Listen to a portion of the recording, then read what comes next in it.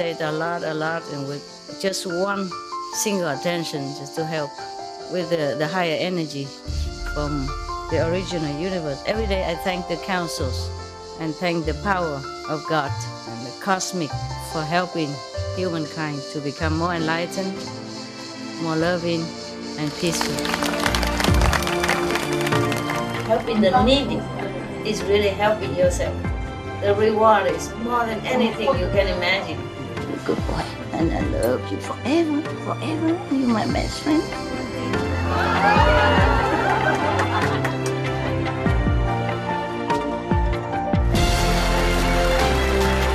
It's not how much you have, it's the best you give. Help yourself, cultivate, meditate, pray.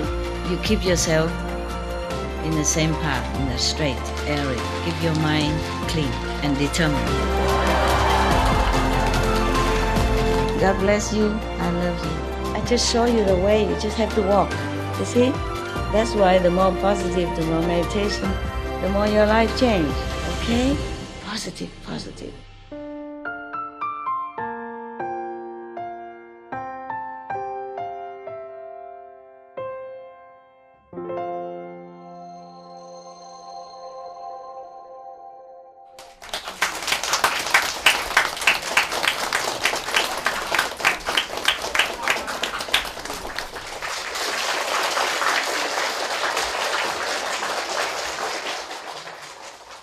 Welcome. How say welcome in Korean? 안녕하세요? 안녕하세요. Okay. 감사. Huh? Thank you for coming. 감사합니다. I have very much respect for Korean monk. I think they're very serious monk. Very serious people. I have only one, so. One, you, okay?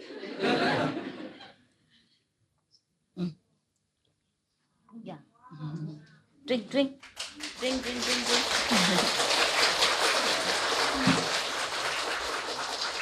Okay. Yeah. Tomorrow, I will invite you to my palace. Eat together at lunch.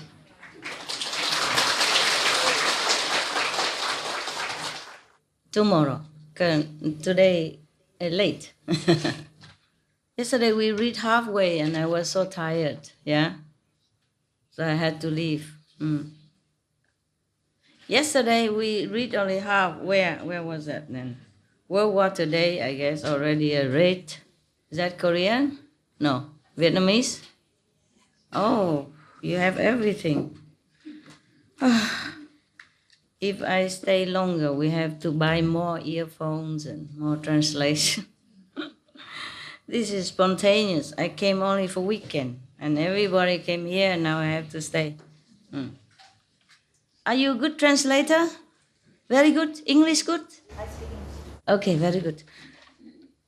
Tell them I also have monk's clothes in my hut, and I wear it at home, in the hut.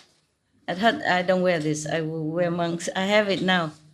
Yeah, like this one. And trousers also very big. Too big for me, but I like.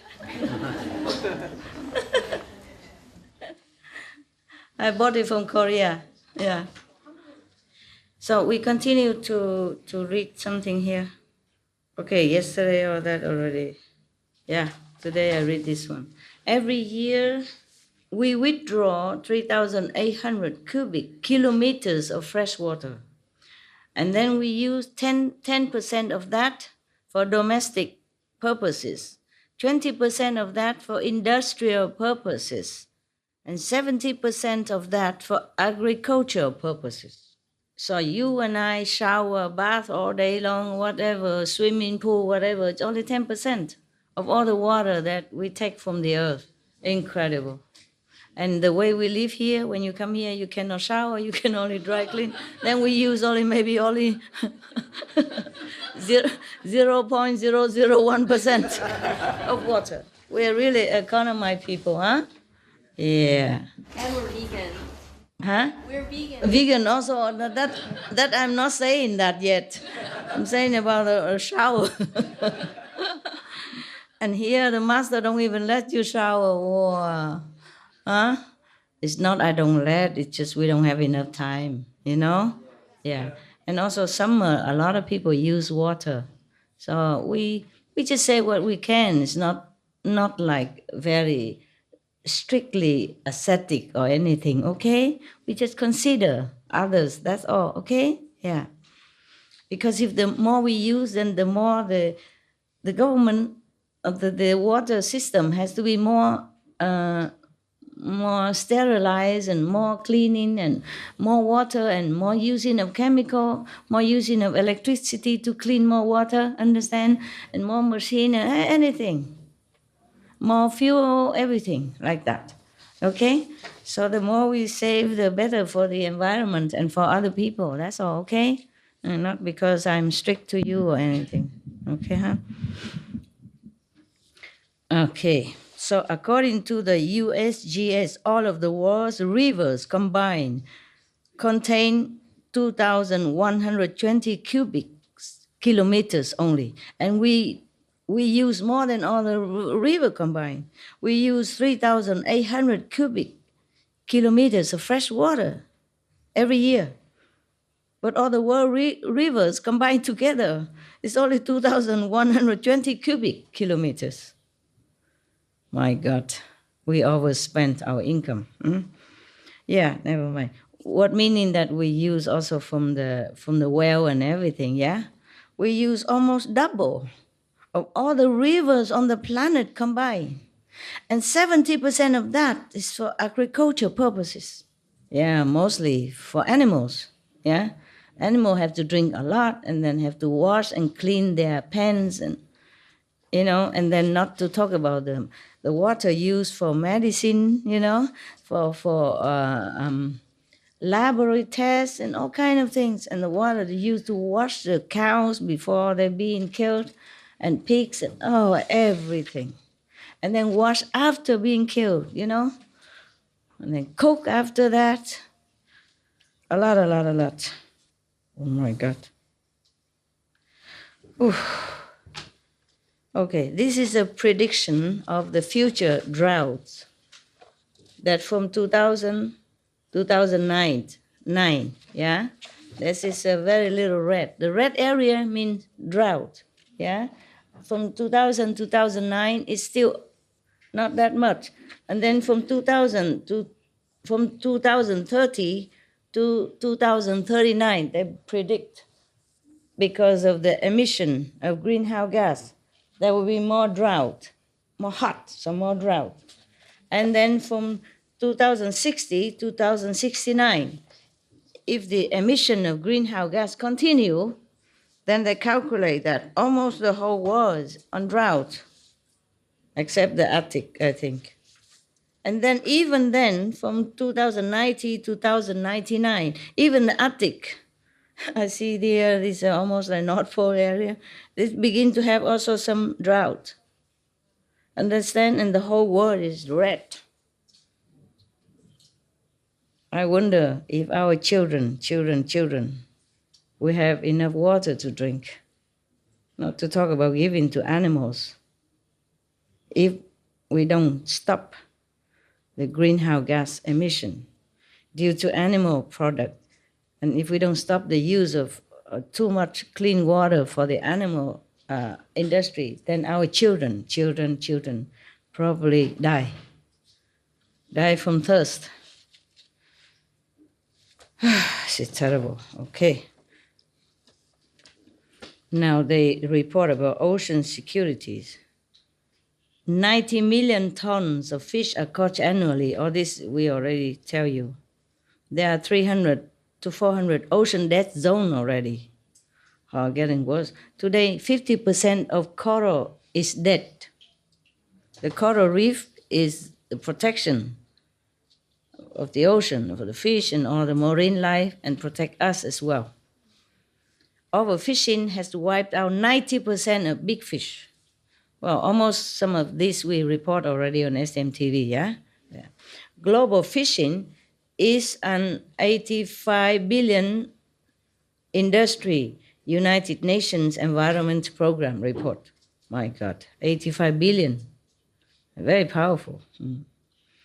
20 billion annually is used to subsidize global fishing industries. So your tax money also go to subsidize the fish industry, not just the meat industry. Understand? Yes. That is your money also. It's not just not just the, so all the meat eater, they profit from your tax. Yeah? Even though you don't eat meat, you still have to pay. You pay tax and the government use it to subsidize the meat and the fish industry. You capish me?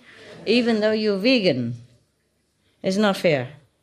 You earn hard money, you pay tax for the people who kill animals and fish. And then also we also have some collective little karma. Understand me? Yeah. So it can take 3 pounds of wild fish to grow 1 pound of farm fish. That is another thing. They have a fish industry where they grow fish instead of grow vegetable.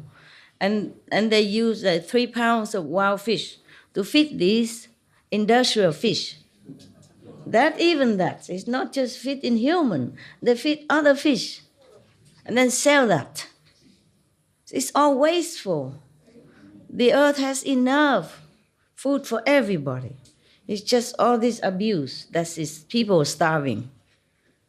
Starving because of lack of food and water.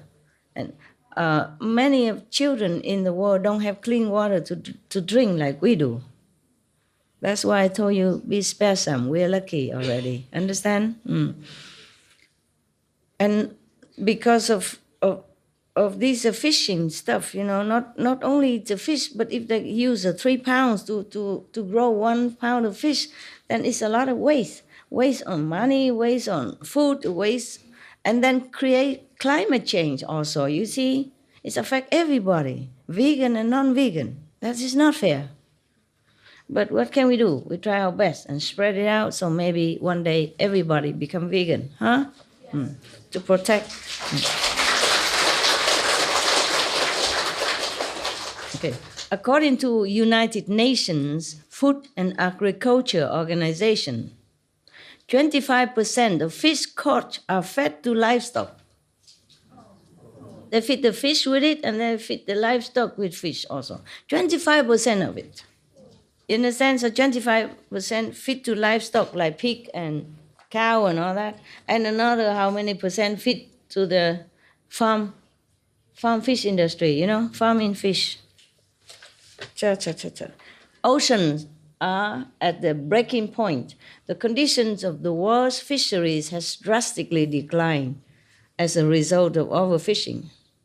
In 1950, 15% of fish stocks were harvested to their maximum sustainable limit. 85% were sustainably fished. But in 2003, 32% of stocks had collapsed. 39% were overfished. And the remaining 29% were at the limit of sustainability. Okay, this is a New York Times report now. And also Sea Around Us Project report. This is from World Preservation Foundation report. Okay. Look at this picture, right? This is the water. This is full of garbage. See, a little boat in the middle. The rest are just garbage.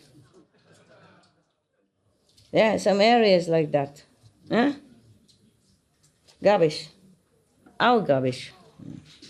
Yeah, talking about science here. The journal Science grimly predicted that if fishing rates continue apace, as it is now, or more, then all the world's fisheries will have collapsed by the year of 2048.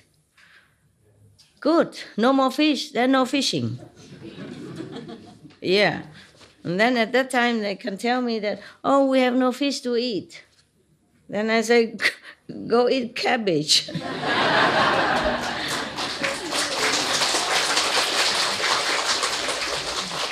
Yeah. Go eat potatoes. Yeah. Yeah. This picture is full of garbage, all kind of garbage, and plastic bottles and plastic stuff like that. You know, sometimes it choke the fish and the birds and whoever. Sometimes they think it's food, they eat them and then they choke. 25 million tons or 25%, and by some account, as much as 50% of global fisheries catch each year are used to feed livestock, and twice as much as Japanese consumers.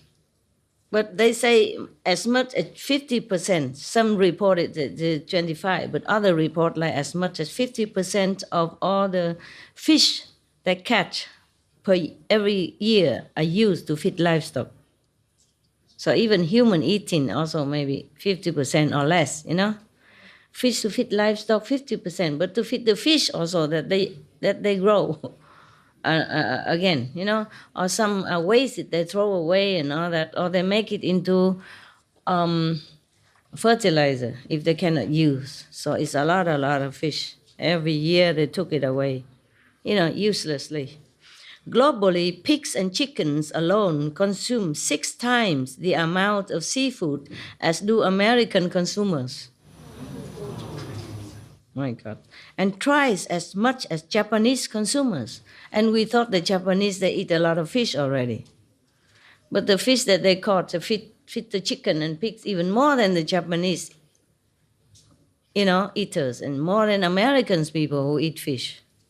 That these two countries alone, not to talk about other countries, you know. Yeah. And Japanese are famous for eating fish. You know that they live on fishes, right? And other pig and chicken it's more than them. Twice as much as the Japanese. Can you imagine? We try to stop the Japanese to fish and all that stuff, but meanwhile, you know, the domestic area, they catch the fish and they feed them all like that. So the Japanese is even nothing compared to the domestic animals, the raised animals for meat. Understand me? This is not fair. So everybody tried to attack the Japanese, you know, forbidden this, forbidden whale fishing, forbidden that, forbidden this. But they don't say nothing about the domestic animals who's been fed by fishery industry, understand? Been fed by fishes. Okay, stopping diversion of marine organisms to livestock would significantly reduce pressure on the world's dwindling fisheries while reducing climate risk. Yeah, of course. Now they keep asking. Biomass of popularity eaten fish is like this. In 1900, they eat less. And today, in 2000, more. It's all empty here. So, how many tons per kilometers? Okay. This means before they eat like 3 tons, yeah? Over here, 3 tons. Red is 3 tons. And yellow is less, you know? And blue and light blue and purple is less. So beginning from 1,900, they eat less. These are less tons. And here all white, meaning 11 tons plus. So this in 2000, we eat so much. So all white. Just a little bit of green here. Per year, huh? Yeah. So 90 million tons of fish are caught every year. That's the weight equivalent of 1.1 million Boeing 747s. My God, how can the stomachs bear so much weight from animals? And almost the weight equivalent of the 100 million tons of plastic which are produced every year. And 6.8 billions. By comparison, the entire population weight 316 million tons. But people eat 6.8 billion. You understand? More than all the human put together, the weight of human put together. My God, talking about greed and gluttonous. Biodiversity tipping point. Okay. A recent study by the United Nations found that plants and animals are now disappearing at up to 1,000 times the natural background rate of extinction, with vital life supporting ecosystems that could soon be irreversibly damaged. And then we have global warming.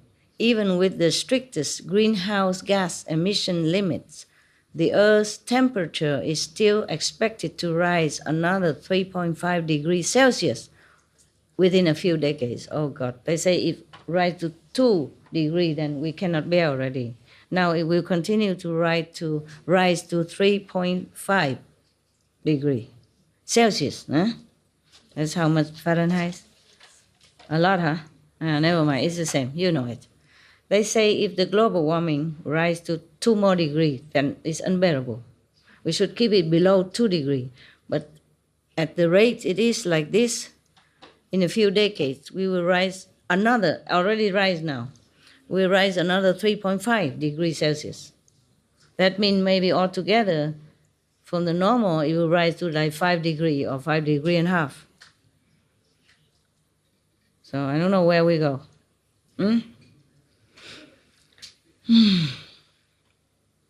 Which would result in the death of the Amazon rainforest. Wow, then we're doomed.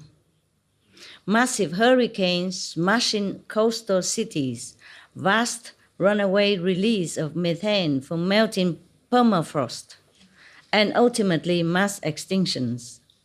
Already we see that disasters have become more frequent, prolonged, and deadlier. Thus, if these 6 factors are not stopped fast, we risk losing everything. What else? Yeah? Everybody can see that. But not everybody tries to do anything. Earth is presently experiencing the 6th great extinction. 70% of plants are endangered or critically endangered. We have lost 40% of our forest. 40%! The forest is our lung, understand? Not just the ocean. And we lost 40% already. And we lost 50% of our wetlands. 50% of wetland. There's cooling, you know, the earth also. And we lost 5.38 trillion of species. That will cost 7.5% of global GDP.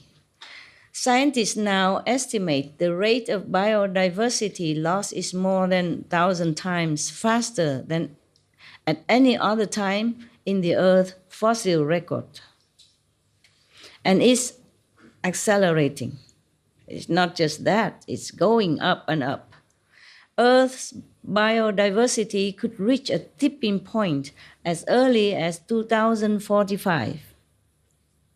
Another 20 years? 30 years, okay. 30 years, nothing, isn't it? I began my mission 33 years ago. And, you know, it seems like yesterday. When I initiate you're only 30, now you're 70. So quick. Some of them, you know what I mean? So 30 years is nada. 30 years is nothing at all, right? You were a teenager when you were initiated with me, now you're 30-something already. Nah? And you didn't think that so fast. Year is only 12 months. 1 year is only 52 weeks. Understand? 52 short weeks. Weeks. 52 weeks. Yeah? And 30 times 52 weeks. That's it.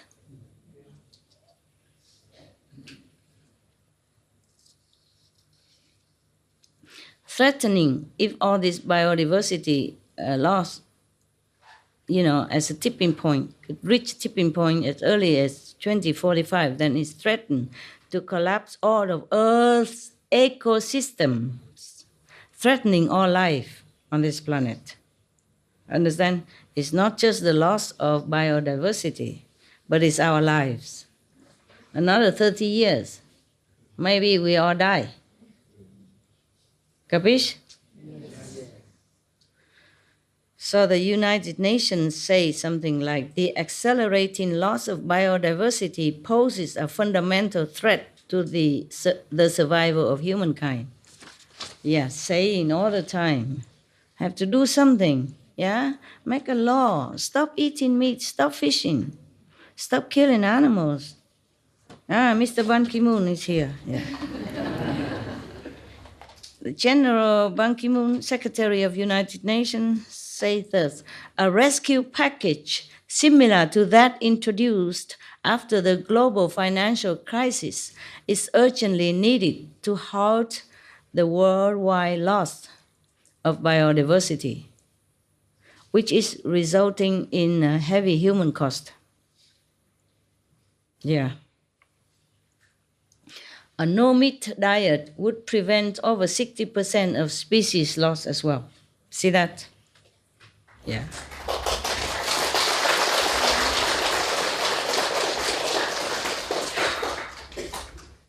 Climate change will become, now is a real thing, and our climate will become hotter, drier droughts, and more extreme weather.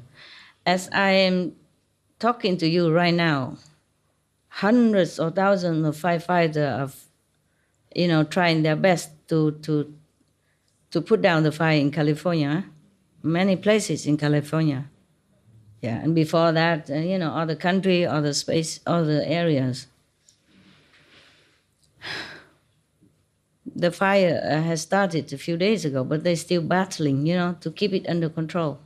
It looked like it's very difficult to control the fire, because too many places.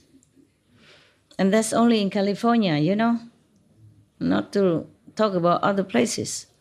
Okay, climate change means lower agricultural yields, meaning also every year there are 1 million climate refugees, meaning also 3.59 trillion US dollar to pay, the cost of climate change is 5% of global GDP. Right now, only 5%. But, in the future.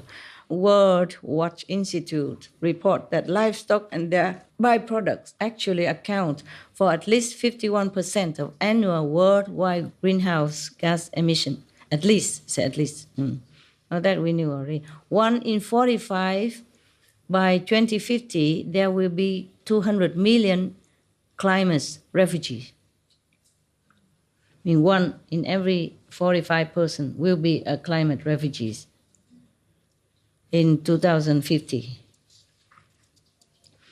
But where do we go? Everybody will go to one place, and then the climate change will also not spare that place. Sooner or later, where do we go? Maybe today we can go to maybe Switzerland, is cooler, but after a while, Switzerland will not also be cooler, and then where will we go? The United Nations Environment Program, UNEP, said, we have reviewed all the available science and conclude that two broad areas are currently having a disproportionately high impact on people and the planet's life support systems. These are energy in the form of fossil fuels and agriculture, especially the raising of livestock for meat and dairy products. Then do something, if they know that much. Okay, Netherlands Environmental Impact Assessment, saying that a vegan diet can reduce climate change mitigation cost by over 80% between 2009 and 2050. I showed you already yesterday the cloud. The cloud, like a fist of God, or some God, angry warning, yeah? There's some bad things to come. Because there are gods, devas, who are taking care of the color of the cloud, the shape of the cloud, the position of the cloud. There are gods who take different devas, take care of different things on the planet and on the heaven. Huh? Okay, deforestation section now. Rainforest. 1950 is 30 million square meters. And then it go to 19 square meters in 2003. From 36 to 19, almost double, almost double in 1950, and almost half, 2003. Loss worldwide per day. Every day, the rainforest lost an area the size of Munich in Germany. Yeah, every day. It's many thousands of square kilometers, understand? Yeah. Every day, huh? So 2003 is like this. I'm not sure how much the rainforest sink now, understand? It was 19 square kilometers, 19 million square meters, all the forests on the planet. And now every day burning and climate change and dry and die like that. Don't know what is it now. It's about 12 years ago, you see? They didn't report now yet. Yeah. And every day we lost so much as the size of Munich that now is much less. Yeah. Agriculture dominates 40% of the Earth's land. More than 80% of deforestation is for livestock grazing or livestock feeding. Yeah. So deforestation in Borneo, 1950, it looked green like that. 1985 is less green. And 2000 is all red. 2005, even many places empty, red, but in many areas even less. And then 2010 is all black.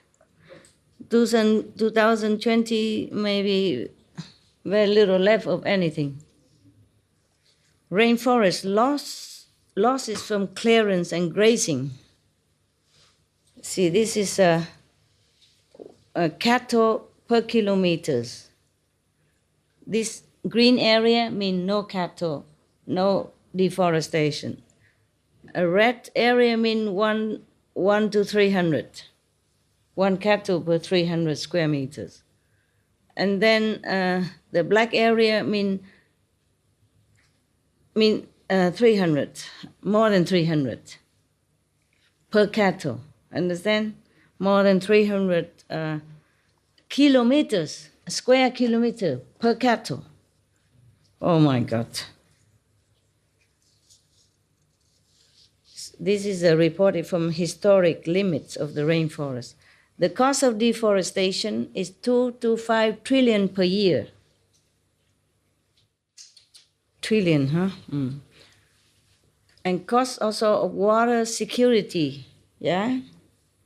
40% of black carbon and 75% of ozone is from open fires. This black thing means all burned, all gone, huh?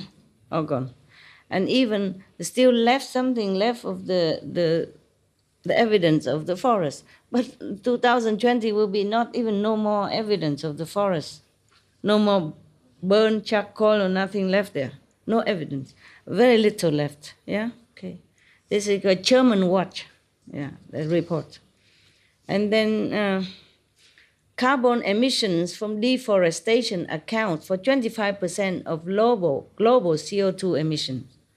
On top of fossil fuels and meat diet and all that, 25% extra from burnt forests, for making land to graze, for the animal grazing or feeding. This is World Preservation Foundation report. and also FAO report. FAO, I think, food and yeah, that's from United Nations, right? Okay, yeah, that's what I thought. Lord Stern of Brentford, United Kingdom, lead author of the Stern Review on the Economics of Climate Change, proposed the avoidance of deforestation as the most economic method of managing greenhouse gas emissions. 91% of the clear Amazonian forest since 1970, the lungs of our earth, can be directly or indirectly attributed to cattle rising. And in fact, the UN FAO, stated that the livestock sector is the major driver of global deforestation. And deforestation means also more methane gas, less oxygen. A year without paper saves 8.5 trees. ShrinkThatFootprint.com report. A year without beef saves 3,432 trees. Just one person. Eh? Deforestation caused by the beef industry is due to the large amount of land needed for grazing and feed crop production. Oh my God. Okay, here. A diet rich in meat, eggs, milk, and cheese is as harmful to health as smoking. 148,610 adults follow-up since 1982 show that the group with the highest red meat intake had approximately 30 to 40% higher colon cancer risk.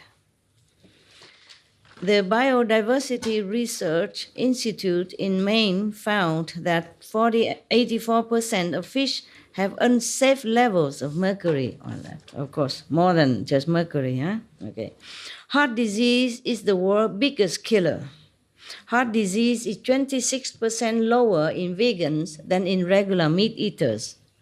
Heart disease can be dramatically improved and even reversed by a plant-based diet. This is from World Preservation Foundation. Huh? A 20-year study conducted by Cornell University, the University of Oxford, and the government of China has established a correlation between the consumption of animal products and a variety of chronic illnesses, such as coronary heart disease, diabetes, and cancers of the breast, prostate, and bowel. And The Guardian, I don't want to see this. A diet, The Guardian is a newspaper very famous in UK, nah? Yeah. A diet rich in meat, eggs, milk, and cheese could be as harmful to health as smoking, according to a controversial study into the impact of protein consumption on longevity. High levels of dietary animal protein in people under 65 years of age was linked to a fourfold increase in their risk of death from cancer or diabetes, and almost double the risk of dying from any cause over an 18-year period, researchers found. The overall harmful effects seen in the study were almost completely wiped out when the protein came from plant sources, such as beans and legumes, though cancer risk was still 3 times as high in middle-aged people who ate a protein-rich diet compared with those on a low-protein diet. Anything else you want? No one, nothing? I can go? No? Then what do you want? I read the whole thing already. Yeah, tell me. Hi, Master. thank you for sharing that news, because that, you know, we have 2 Loving Huts in Arizona right now, in Arizona, USA, and my mom, she's coming 4 days later because she's taking care of Of course. opening one more Loving Hut. But it's very special because there was a miracle that happened. The Loving Hut is right at the edge of the largest university in Arizona. Yeah. And that place has 60,000 students. Is Arizona State University. Yeah. And the miracle was the real estate agent just knew my mom for like a day, and he called her first for that place. And we went through a little bit of a review, but the landlord is Middle Eastern. And the landlord actually had 2 bidders after my mom that would pay higher. But he went to the Loving Hut website. He read like the Loving Hut mission and the idea. He loved it so much. Yeah, he personally called my mom and said, "You have it." Yeah, it's just Even though other people pay higher the price. other 2 people were gonna bid higher. Yeah. And the landlord and the partner of the landlord was like, "No, we just give 1 month free rent." Oh. The higher partner, which understand. is the Middle Eastern, gives 3 months free rent. Oh, okay. Yeah, and right now, so my mom's on my way on her way now to see you now, but she is taking care of that. But we're trying this one. We're doing fast food because it's only 1,000 square feet, so there's only room for like 2 to 3 tables in the front. But we're gonna do fast food. But I don't know if you know, but I was listening to another lecture. The other night where people were sharing good news. But you know, in India has 2 vegetarian McDonald's. You know that? Oh, yeah? Yeah. I read that somewhere. Yeah, it's very awesome. Yeah, because people in India, they protest. They don't want any McDonald's, and then they turn it into vegetarian. Yeah, so that's like evidence. Even like the biggest fast food chain. Yeah. You know, They have to change. is subjected to supply, like demand from Yeah, customers. they will have to change soon. Everybody has to change if they want their children to survive. Yeah. And then when you talked about water, in California right now, they're going through one of their most major droughts, where the mayor actually made a statewide announcement that they have to look at Spare water. spare water, but they said to look at the agriculture. They didn't say animal, but they Oh. said look at the agriculture and reserve your water. New regulations. So it's kind of Look indirectly. at? Well, they're going to. They are going to discuss that. Yes, because Okay, they didn't understand. say animal. They're looking at Yeah, all of agriculture Yeah, is more animals than anything else. Yeah. but they have like billboards and even prompters on the traffic. Like when you drive, they say conserve water now. Yeah. Yeah, so Yeah, there if they is have some any action. water to conserve, it's still lucky, you know. Yeah. Don't wait until it's too late. Okay. Oh, I just wanted to share the good news, Yeah. Master. It's good. Thank you. Thank Very you. good. Very good. Thank you, Master. That's not good news that people have to conserve water, Yeah, but it's still better than no water at all to conserve. yeah. At least there's some action, and the whole state is coming together. That's good. Yeah. What is it? You want to say something, huh? Yeah. Your vegetarian supermarket and restaurant, okay? Dạ, ok lắm sư phụ. Yeah. Lúc nào tụi con cũng có đông khách á. Yeah. Dạ, nhưng mà tại hôm trước á, ông chồng con ổng báo cáo cho sư phụ mấy cái tin khẳng định á, ổng quên nhiều á. Thành bây giờ con muốn nói thêm để cho sư phụ vui một chút. Cái gì đâu khẳng định đâu. Ở Paris đó họ có cái nó kêu là butchery vegan đó sư phụ. Butchery? Dạ, nó là tiệm thịt Butchery. chay. Dạ, Tiệm butchery thịt nhưng mà vegan. thịt vegan. Dạ. How cute. Thì họ cũng đăng báo nhiều lắm rồi, cũng nhiều người để ý lắm. Oh, very good. Rồi mấy tháng trước thì có cái báo Parisien là cái báo mà nổi tiếng ở Paris, Yeah. ở Pháp á, thì họ có cái trang nhất của họ đó, họ có để là trong tương lai cái thức ăn ở trong đĩa của chúng ta. Rồi sau đó thì họ để cái tiết ở dưới là cho tới năm 2050, nếu mà mình không có tìm cách giải quyết á, về cái nạn nhân mãn này thì cái thực phẩm của chúng ta mà không có thay đổi thì mình làm sao mà có thể nuôi dưỡng được. Đúng rồi, không đủ đồ ăn nữa chứ Dạ. đừng nói mà địa cầu tiêu diệt nữa. Dạ. Rồi họ nói nếu tiếp tục mà ăn thịt cái kiểu này đó thì là phải thêm một trái đất rưỡi nữa mới mới đủ. Wow. Yeah, mà thế đó. Rồi sau Okay. cái trang thứ nhì thì họ có để hình một người mà về nhà nước cho họ, chính phủ cho họ tiền để kiếm cái thực phẩm cho dân chúng bây giờ thì con thấy họ để là làm cái steak mà không có thịt. Thì cái ông đó có chụp hình là cái steak mà không có thịt thì giống như thịt chay của mình đó mà. Yeah. Và dưới đó thì họ để, nhưng mà cái sự tìm kiếm này mà ra cái loại thịt chay này thì nó vẫn còn quá đắt để mà có thể mà sản xuất được, cung cấp cho mọi người. Rồi một cái trang khác cái đó nữa thì họ để có một cái ông sếp mà sếp cook rất là nổi tiếng mà được 3 sao về gastronomy á sư phụ. Thì ông đó nói là mình cũng có thể làm được những cái thức ăn rất là ngon từ những cái món thịt mà artificial này. Thịt không phải là thịt đó. Hiểu. Yeah. Rồi một tờ báo khác là tờ Liberation, nó cũng có đăng một cái bài mà hầu như là nhắc lại hết những cái lý do gì mà tạo ra cái réchauffement climatique, là sư phụ đã nói rất là nhiều về những ở trên SMTV đó. Thì báo Liberation nó để là có 13 điểm mà mình phải biết để mà rời bỏ hẳn cái miếng thịt bò này.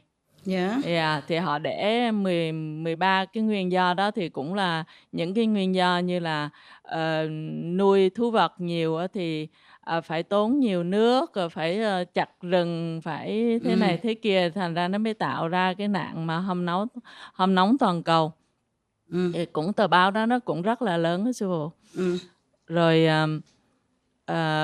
hiện tại thì bây giờ con thấy là như cái hội mà người Pháp mà cái hội ăn chay của người Pháp đó, thì mới đây họ được cái ông bộ trưởng vừa Môi Sinh á cho họ 200.000 để ủng hộ họ, là tại vì họ có làm một cái tờ quảng cáo mà cái ngày lễ mẹ đó thì họ dùng hình ảnh của con bò đó. Họ nói đây giống như là một người mẹ đã nuôi rất là nhiều. Rất triệu người á. Cái quảng cáo đó rất là tốt đó sư phụ. Very good. Thành ra cái ông bộ trưởng đó mẹ mà giết đi ăn đem chứ. đi giết đi ăn, thành ra đối xử nếu là ngày lễ mẹ thì phải nghĩ tới cái hình ảnh là con bò. Thì ông bộ trưởng đó, ông cho 200 ngàn. Okay. Rồi ông nói là bây giờ làm cách gì để giống như là mình quảng cáo để cho người ta ăn chay thêm. Ăn chay thêm. Bravo. Good boy. Thì hiện tại thì con thấy là ông chồng con thì ông cũng bận rộn với Lovin hết lắm, mà lại ông nhìn thấy là bây giờ chỉ có thể hợp tác với những cái hội như vậy. Thì có thể mình đánh mạnh làm sao để cho trước cái ngày COP21 nó được mở màn á, thì hợp tác với mấy người đó để làm, vì họ có được tiền của chính phủ cho đó, để làm một cái quảng cáo gì đó để cho họ thông báo cho họ biết là chỉ vì nuôi súc vật, phá rừng này kia mà hao nước này kia mới dẫn ra cái nạn mà hâm nóng toàn cầu. Thì phải làm cho tất cả mọi người biết, tại vì đôi khi có rất nhiều người họ không có hiểu cái chuyện đó và họ không có ăn chay. Nhưng mà con thấy mình làm nhà hàng mà một khi mà mình thấy khách họ đến á, nhiều khi họ thấy vì ngon rồi họ tò mò họ đến, nhưng mà tụi con cũng cố gắng nói với họ là cái lý do. Rồi tụi con cũng để rất là nhiều cái thông báo là vì sao mà tụi con làm cái nhà hàng này. Thì con thấy cái giới trẻ họ ăn chay rất là nhiều, họ ăn rất là dễ dàng. Rồi sau đó họ lại rủ rê những người khác ăn chay. Và mình thấy mình khuyến khích là tại sao mà mình làm được để cho họ hiểu những cái chuyện đó, và họ ăn chay rất là dễ dàng với sư phụ. Thành ra cái điểm chánh là mình làm sao để cho họ hiểu thôi. Chứ đôi khi không phải họ cố tình ăn thịt mà tại họ không hiểu. Hiểu rồi. Tại vì báo chí nhiều khi không có làm cái chuyện này. Hồi đó từ cái ngày mà SMTV tới bây giờ đó hả, thì nó bắt đầu nó thay đổi khác á, chứ hồi xưa ít hơn bây giờ rồi. Bây giờ là còn tốt hơn. Con thấy là nó cũng nhúc nhích chứ không phải là không có nhúc nhích. Có. Nó nhiều hơn. Nó cảm thấy như là nó bắt đầu cử động rồi. Con thấy có cử động. Nhất Ok. là mấy cái báo lớn bây giờ mà nó tự động nó nói giống như Dạ. vậy đó thì là Dạ. mình thấy nó cũng Báo rồi cũng có truyền hy hình vọng. nữa. Truyền hình nữa bây giờ cũng mấy truyền hình bên Đức á, chứ nó có nói về vấn đề này nhiều và mời người ta tới bàn luận này kia đủ thứ đó. Dạ. Dạ. Con thấy họ mời cái bà mà chủ tịch của cái hội ăn chay của Pháp đó. Thì con có coi cái emission đó, nó cũng rất là hay. Vì có một cái cô đó, cô rất là đẹp. Cái cô đó là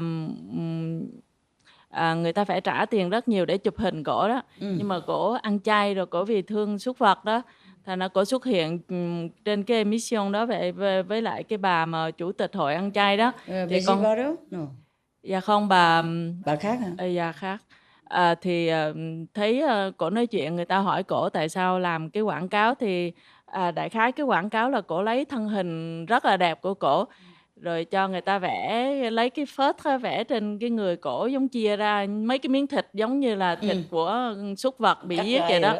Rồi họ để là semen morceau. Đó thì mấy người kia hỏi cổ tại sao cổ làm như vậy. Cổ nói là tại vì cổ thương súc vật, cổ không có nỡ ăn thịt nó. Thì bây giờ cổ không có biết làm cái gì ngoài chỉ làm cái đó thôi. Cổ biết là người ta rất là thích nhìn cái thân hình của cổ, thành ra cổ đem như vậy. Chụp cái hình rất là đẹp mà dòm vô thì thấy xúc động đó. Hiểu rồi. Dạ. Cổ nói là cũng giống y vậy thôi. Giống y vậy thôi. Cũng giống thôi, cũng giống y những cái miếng thịt đó, hiểu không? Hey, imagine it's you. If somebody cut you like that, then it's the same. Thì cũng chảy máu rồi, giống y vậy mà sao ăn được? Dạ. Thì thấy truyền hình Tây nó phỏng vấn và nó rất là thích cái hình đó, rồi nó đem đi phỏng vấn. Thì cũng nhờ vậy cái bà mà hội trưởng ăn chay đó thì bà nói được nhiều cái lý do tại sao mà mình phải bảo vệ thú vật. Thì con hy vọng là bây giờ trước cái ngày COP21 thì cái hội này nó có thể là làm một cái quảng cáo rất là mạnh để mà khuyến khích người ta bảo vệ. Important is all of you guys, you have to keep being vegan, and send all this message quietly also as well as loudly. If you are vegan, your energy to keep sending out the message also, okay? Not just doing it physically, but quietly, invisibly, yeah. It also helps, okay? Each of you is like a radio or a television sending out a wave of vegan, okay? But it takes a lot of time, of course, because human beings, they're ignorant, many are ignorant about anything. Not to talk about religion, but about why climate change. Rồi cái hội này thì con thấy họ làm việc cũng tích cực lắm. Rất là nhiều lần rồi, mà hình như là hàng năm họ cũng làm nhiều lần lắm. Họ tổ chức mấy cái ngày biểu tình á, và kêu gọi thì những cái xứ kế bên mỗi lần con thấy biểu tình giống như vậy á, thì con thấy cái hội này họ tổ chức á, thì những cái lúc mà những cái ngày biểu tình giống như vậy thì tất cả mấy cái xứ chung quanh á, những người ăn chay mà bảo vệ súc vật họ đến rất là đông. Rồi biểu tình đi ở trên những cái đường phố nổi tiếng ở Paris. Rồi ở thiên đường mình cũng hợp tác với họ. Rồi họ đi rồi họ làm giống như là họ súc vật bị chết rồi này kia vậy đó. Thì càng ngày khi những cái biểu tình đó nó lại càng nhiều á sư phụ. Ở Paris. Ok, cô muốn nói gì? Việt Nam nói gì? Con muốn chia sẻ một số thể nghiệm. Ít thôi. Ai cũng có thể nghiệm hết đó. Ok. Nói những cái nào quan trọng ít thôi. Ok.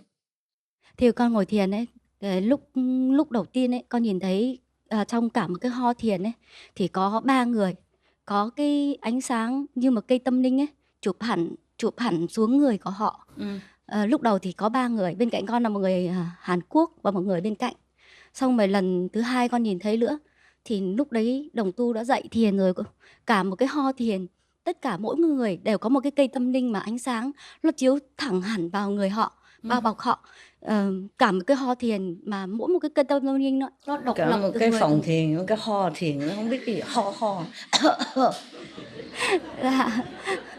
Cả mấy phòng thiền thì chỉ có khác là những cái người mà người ta chuyên tâm hơn ấy thì cái ánh sáng của cây tâm linh nó dày hơn và sáng hơn. Còn những cái người mà không có tập trung nhiều á thì ánh sáng của nó mỏng hơn, Mỏng và hơn. yếu hơn. Thì đúng rồi. Thì con mới khi mà con thấy cái cảnh tượng như vậy thì con mới nghĩ sư phụ đã cho mỗi một đồng tu mình ấy trực tiếp lối cái cây tâm linh, trực tiếp lối với thiên đàng. Cho nên là đồng tu chỉ có cố gắng ngồi thiền để làm cho cái cây tâm linh của mình thật sáng hơn.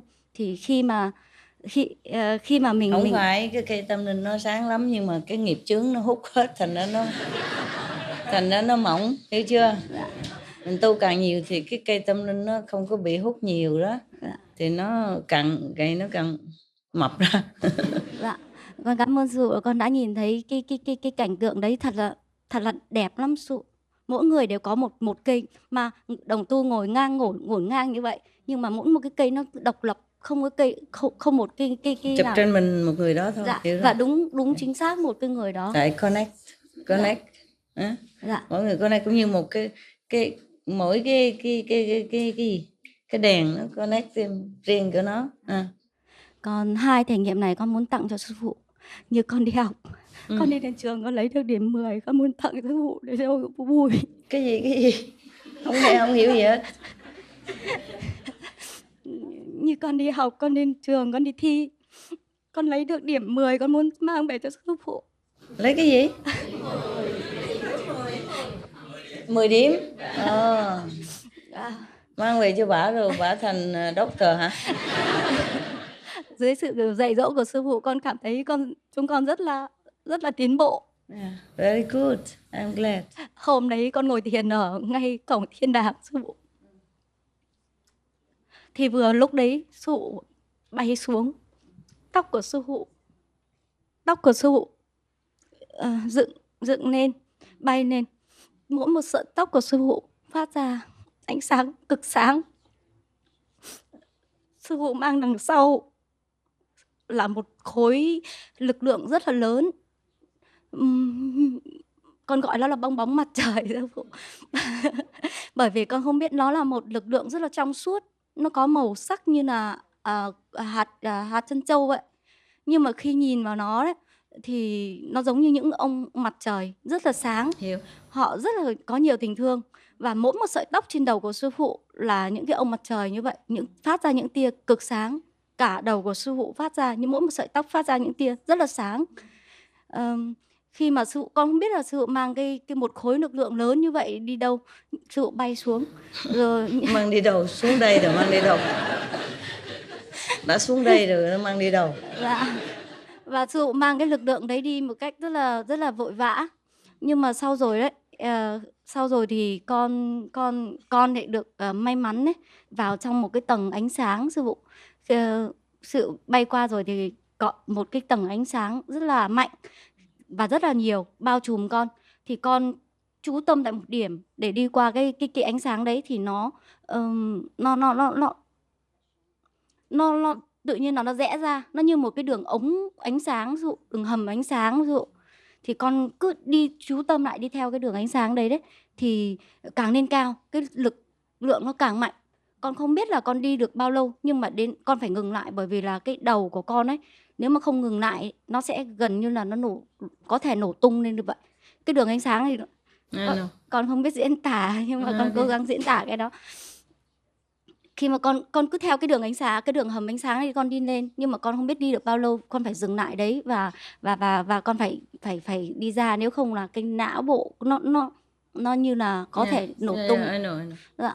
Xong rồi con chuyển sang Quán Âm, thì cái dòng điện Quán Âm nó như một cái dòng điện mạnh, cái chấn động lực nó mạnh. Nó có thể dung chuyển cả một luồng điện ở trong đầu, ở trong người. Con rất là may mắn có một cái trải nghiệm đấy. Còn một cái trải nghiệm nữa là khi mà con ngồi thiền về ban đêm, cũng ở gần cái nơi cây cổng thiên đàng, làm một cái khác thưa sự. Thì con khi mà vào đêm ấy thì con ngồi đấy, chưa ngồi bao nhiêu thì con đã đi vào trong một cái vầng ánh sáng rất là trong sạch, nhưng mà không phải là màu sáng mà nó là màu đen dụ. Nhưng mà vào rất là trong sạch. Ở trong đấy thì có rất là nhiều hóa thân của sư phụ, rất là nhiều sư phụ, phải mà cái hóa thân sư phụ nhìn lớn tuổi nhất là mà có bộ râu trắng thì là sư phụ mặc bộ áo cà sa. Còn Nhìn về sau quá đó khứ. Dạ rồi sao? trong cái vòng trong cái tầng ánh sáng đấy rất trong sạch thì nó có xuất hiện một cái cây, nó giống cây tâm linh nhưng không phải. Ở bên trên đấy, nó ở bên cái cây tâm linh đấy nó có rất là nhiều những bông hoa thủy tinh ấy, mà ở trong mỗi bông hoa phát ra những tia sáng rất là sáng. Nó ở trong cái lực lượng đấy rất là mạnh. Con cảm thấy nó mạnh như có thể nó có thể ép Hiểu rồi. dạ. Sau đó lực lượng của sự hóa thân của sư phụ rất là nhiều, cứ cả một đêm như vậy, và cái cây tâm linh thì nó quay như vậy.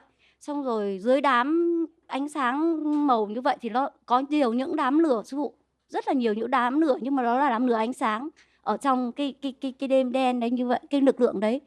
Xong rồi con ở bên trong thì con cứ như vậy cả đêm cho đến sáng, hóa thân của sư phụ, rồi cái lực lượng vào cây tâm linh. Rồi sau đó con để ở bên ngoài trời sư phụ có 2 hóa thân của sư phụ. Một hóa thân thì có một con mắt thật là lớn, có thể nhìn xuyên thấu cả một vũ trụ. Vâng, con thấy sư phụ rất là nghiêm, gương mặt sư phụ rất là trang nghiêm. Con thì bên trong con đang cả một đêm thì con ở trong cái định về cái ánh sáng và những cái đấy nó suốt cả đêm sư phụ, mà bên ngoài con nhìn thấy sư phụ trang nghiêm với con mắt thật lớn, thì con thấy sư phụ khi mà con cứ định như vậy cho đến sáng, khi mà con dở cái khăn Quan Âm xuống ấy, lúc 7 giờ sáng thì lúc đấy 2 hóa thân của sư phụ mới biến mất. Đây là 2 cái thể nghiệm. Thực ra con không biết miêu tả nhưng mà Hiểu rồi. Khó nói. dạ. Còn 2 cái thể nghiệm này con muốn tặng cho những người nào thật sự thành tâm mà muốn tìm Thượng Đế. It's okay. Tell. Hôm đó con ngồi thiền, con đi vào từ trường của sư phụ. Con ngồi thiền, con từ bên trên vũ trụ trên cao ấy, con nhìn xuống. Sư phụ cả một cái pháp tướng rất là lớn bao bọc cả một cái địa cầu. Sư phụ cả một pháp tướng đấy lớn rộng mà nó chỉ là ánh sáng thôi sư phụ. Ánh sáng lớn bao toàn hết cả cái địa cầu. Xong rồi một cái thân thể lớn, sư phụ làm ra như một cái thân thể thật là vĩ đại. Rồi chúng sinh thì bao trùm hết ở thân thể của sư phụ. Bàn tay to lớn của sư phụ ôm tất cả những cái chúng sinh đấy vào lòng, rồi âu yếm. Lúc đấy âu yếm xong rồi cả cái thân thể ánh sáng của sư phụ dần dần đấy tan chảy vào chúng sinh. Lúc đấy cái con nhìn thấy cái sự hy sinh vĩ đại của sư phụ. Tất cả mọi cái nó là một thứ lực lượng sư phụ, mà chỉ ở trong cái đó mới có thể nghĩa là mới thể cảm nhận được, chứ cái lực lượng này không thể nào diễn tả được bằng lời. Một cái sự vĩ đại mà cả cái vũ trụ ở trên cao, rất là nhiều chúng sinh, cả vũ trụ họ đều biết cái sự vĩ đại của sư phụ, nhưng mà chỉ có cái con người ở địa cầu họ không một ai hiểu, không một ai biết được. Lúc đó khi mà con thấy như vậy, con bật khóc, bởi vì là vũ trụ trên cao họ rất là thương xót sư phụ, họ nhìn xuống nhưng mà họ không còn cách nào ngăn cản được sư phụ, bởi vì cái sự hy sinh này là sư phụ, là sự lựa chọn của sư phụ, cho nên không ai ngăn cản được. Xong rồi con nhìn sâu vào trong đôi mắt của sư phụ thì con nhìn thấy trong đôi mắt của sư phụ lúc đấy chỉ có chúng sinh, ngoài chúng sinh ra không có chỉ có chúng sinh thôi. Xong rồi một cái gì đấy, tất cả đều là lực lượng sư phụ, phải ở trong cái lực lượng đấy thì mới biết được, chứ không phải con nói như này nó chỉ là một tí. Yes. Nó không thể diễn đạt được, mấy lại con cũng không biết thế nào để diễn đạt nó. Trong đôi mắt của sư phụ có một cái sự gì đó rất là mong mỏi ở chúng sinh, một sự mong mỏi ở chúng sinh biến đổi, một cái gì đó rất là thương yêu vô bờ bến, rồi một cái gì đó rất là muốn biến đổi, muốn biến đổi, rồi rồi một cái gì đó thật là đau khổ. Tất cả mọi thứ cảm giác của sư phụ nó là một one time, yeah. Ở trong một cái từ trường, một cái tầng chấn động lực của sư phụ. Lúc đấy con con mới bật khóc, bởi vì chúng sinh ở địa cầu, tình thương của họ chỉ giống như một hạt bụi trong vũ trụ, một hạt bụi, họ mà không hiểu một cái gì cả. Yeah. Cho nên con muốn nói với các đồng tu rằng là mình có được sư phụ thật sự là một phước báu mà không thể nào mà có được, chỉ trừ phi mình tìm được thật sự, mình nhìn thấy, mình vào trong cái từ trường và cảm nhận được cái điều đó. Còn nếu không thì Chị nói thôi. dạ, thì cái sự phước báu của mình có được sư phụ ngày hôm nay thật ra là đã con không biết dùng từ. Còn một cái thể nghiệm này nữa, con muốn nói sư phụ biết. Con hôm đó con thiền, cũng ở trong thiền, con đi vào một cái, con đã nhìn thấy một cái hang động, con tưởng là con đã phát hiện ra một cái hang động, nhưng mà xong con nhòm vào đó thì con được hút vào bởi một cái ống rất là nhỏ sư phụ. Nó nhỏ mà nó ngắn thôi, chỉ vừa vào một mình thôi. Con thì lần thứ nhất người ta hút con vào đấy, thì con bảo chứ vào đấy tối thì làm sao mà ra được, thế là lại hút con ra, xong rồi họ lại hút con vào, xong rồi con bảo vào mà thì không chuẩn bị được, thì không có biết chuẩn bị được cái gì thì làm sao tí nữa thì làm sao, nghĩa là thế là họ lại hút con ra, xong rồi họ lại hút con vào, nhưng mà với cái sự thương yêu sự uống, kiểu như là với một cái sự rất thương yêu. Xong lần này họ lại hút con vào tiếp, xong con bảo là thôi được rồi, nếu lần này là hút con vào rồi thì thôi con nghĩ là thôi chết cũng được, con vào đấy thì để con xem ở trong đấy có cái gì á. Thế là khi mà con bước chân vào trong khi mà họ vào lần thứ 3, con quyết định là con vào đấy ấy, thì khi mà con đặt chân vào đấy ấy, thì sư phụ có biết không, cả một cái hang động từ dài lát, nó thực ra nó cũng không phải là hang động, vì con nhìn từ cái cửa đi vào bên ở trên ngoài thì giống vậy. Vâng, là nó gần như là một cái hoàng cung, bởi vì ở trên nó có một cái ngai vàng, nó có ở trên xa nó cao như vậy, nó có một cái ngai vàng, nhưng mà con cứ nói là hang động vậy. Hiểu. Bởi vì kể cả cái đường đi, cả cái hang động đấy đều là lát bằng vàng, mà tất cả đều sáng chói sư phụ, có rất là nhiều cảnh vật và những thứ ở trong đấy. Thì bởi vì là nó đi nó cao lên, con nhìn thấy cái ngai vàng thì con đi theo cái hướng lên cái ngai vàng đó. Thì con không nghĩ là con ngồi vào cái ghế, nhưng mà con đứng bên cạnh để con quan sát từ trên cao nhìn xuống tất cả xem có cái gì ở trong đấy. Thì cái ngai vàng như là có một đôi tay ấy, kéo con ngồi vào đó, xong rồi chuyển động. Dụ khi mà cái ghế chuyển động cho con đi tham quan hết cả một cái hang động đấy, ở trong đấy có rất là nhiều động, mọi thứ tất cả đều là vàng sáng chói. Thì khi mà con thăm động xong rồi thì con mới nói là cái chỗ này con muốn nói cho sư phụ biết, con muốn gọi nghĩa là con muốn gặp sư phụ luôn, thì con nói sư phụ biết là có cái chỗ này đẹp con như muốn vậy. đẹp và an toàn để sư phụ có thể vào đó. Thế là con mới đi ra ngoài cửa, con định là vừa lấy hút con vào cái chỗ đấy thì con đi ra, nhưng không ngờ có một chúng sinh, thực ra ở đấy có chúng sinh vô hình sư phụ, họ không có hình tướng gì nhưng mà họ tồn tại. Xong rồi họ mới kéo, khi mà con biết họ tồn tại thì họ mới dẫn con sang bên cạnh, thì nó có một cái cửa nhỏ, rất nhỏ, một cái cửa rất nhỏ. Xong rồi họ mới chửi cho con nghe là có một cái cửa ở đấy. Thì con bảo thế ở đây có một cái cửa, tại sao không mở cửa cho con, lại cho con vào cái nối kia. Thế con mới bảo là thế bây giờ cái cửa này mở như thế nào. Thì họ mới cầm cái bàn tay của con sư phụ, họ đặt lên một cái lơi ở trên cái cửa đấy. Vâng, thì cái bàn tay của con cứ phát ra một cái thứ ánh sáng, thì cái cửa được mở ra. Xong rồi con bảo cái mở ra rồi thì làm sao mà đóng lại rồi thì làm sao con đưa sư phụ vào được. con hỏi họ như vậy. Thế xong rồi họ lại cầm cái bàn tay của con đặt lên đằng sau chỗ cái cánh cửa đấy, thì cánh cửa được mở ra. Con thử đi thử lại 3 lần đấy. Thì thì con thử đi thử lại 3 lần. Xong rồi con mới nói chứ thôi được rồi, bây giờ con phải đi tìm sư phụ ngay, con sẽ nói cho sư phụ biết là ở trong đấy nó có cái động đấy. Thì cái người gác cổng mới nói cho con biết là chỉ có một mình con mới có thể mở được cái cánh cửa đó. Con cũng không biết, nhưng mà họ nói như vậy thì con biết như vậy. Xong rồi con ra ngoài cổng, chẳng bao lâu con nghĩ ở trong đầu như vậy, thì chẳng bao lâu hóa thân của sư phụ tới, thì con mới mở cửa đưa sư phụ vào. Hiếu thuận hả? Có hiếu. Có cái gì cũng muốn mét cho má hả?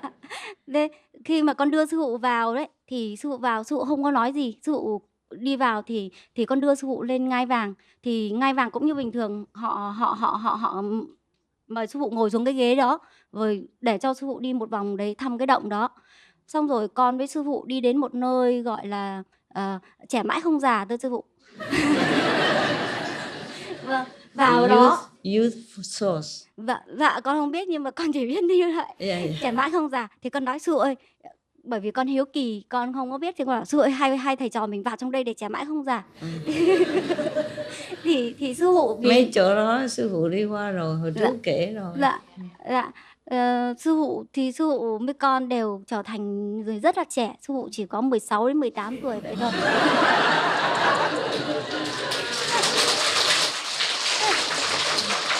Còn con là nằm mơ mà. xong rồi còn con bảo con không muốn 16 18 tuổi, con bảo con 19 20 tuổi. Rồi sau đó con với sư phụ lại đi đến một nơi nữa là gọi là nơi cầu nguyện, thưa sư phụ. Cũng ở trong đấy, bởi vì nó có rất nhiều chứ không phải gì mấy, nhưng mà bởi vì là lúc sư phụ đi qua thì con hiếu kỳ, con nhìn thấy như vậy thì con gọi sư phụ, con bảo sư phụ đây cái chỗ này là nơi cầu nguyện. Thế con mới bảo sư phụ vào đây để cầu nguyện đi. Nhưng mà sư phụ lắc đầu, xong sư phụ bảo con vào đấy cầu nguyện. Con cũng không hiểu sao sư phụ không vào đấy cầu nguyện, nhưng mà sư phụ nói con vào đó cầu nguyện. Xong rồi khi mà con cầu nguyện xong rồi đó, thì con với sư phụ lại đi sang một cái nữa. Ở một nơi đấy nó có một cái gương thần rất là lớn, thưa sư phụ, rất lớn. Một cái gương thần rất là lớn. Xong rồi khi mà đến đấy thì con mới bảo ồ, sao ở đây lại có cái gương thần, gương to như thế. Thì cái gương thần đấy, thưa sư phụ, nó chiếu vào, nó soi vào trái tim của con. Xong rồi từ trong cái gương thì con biết mình.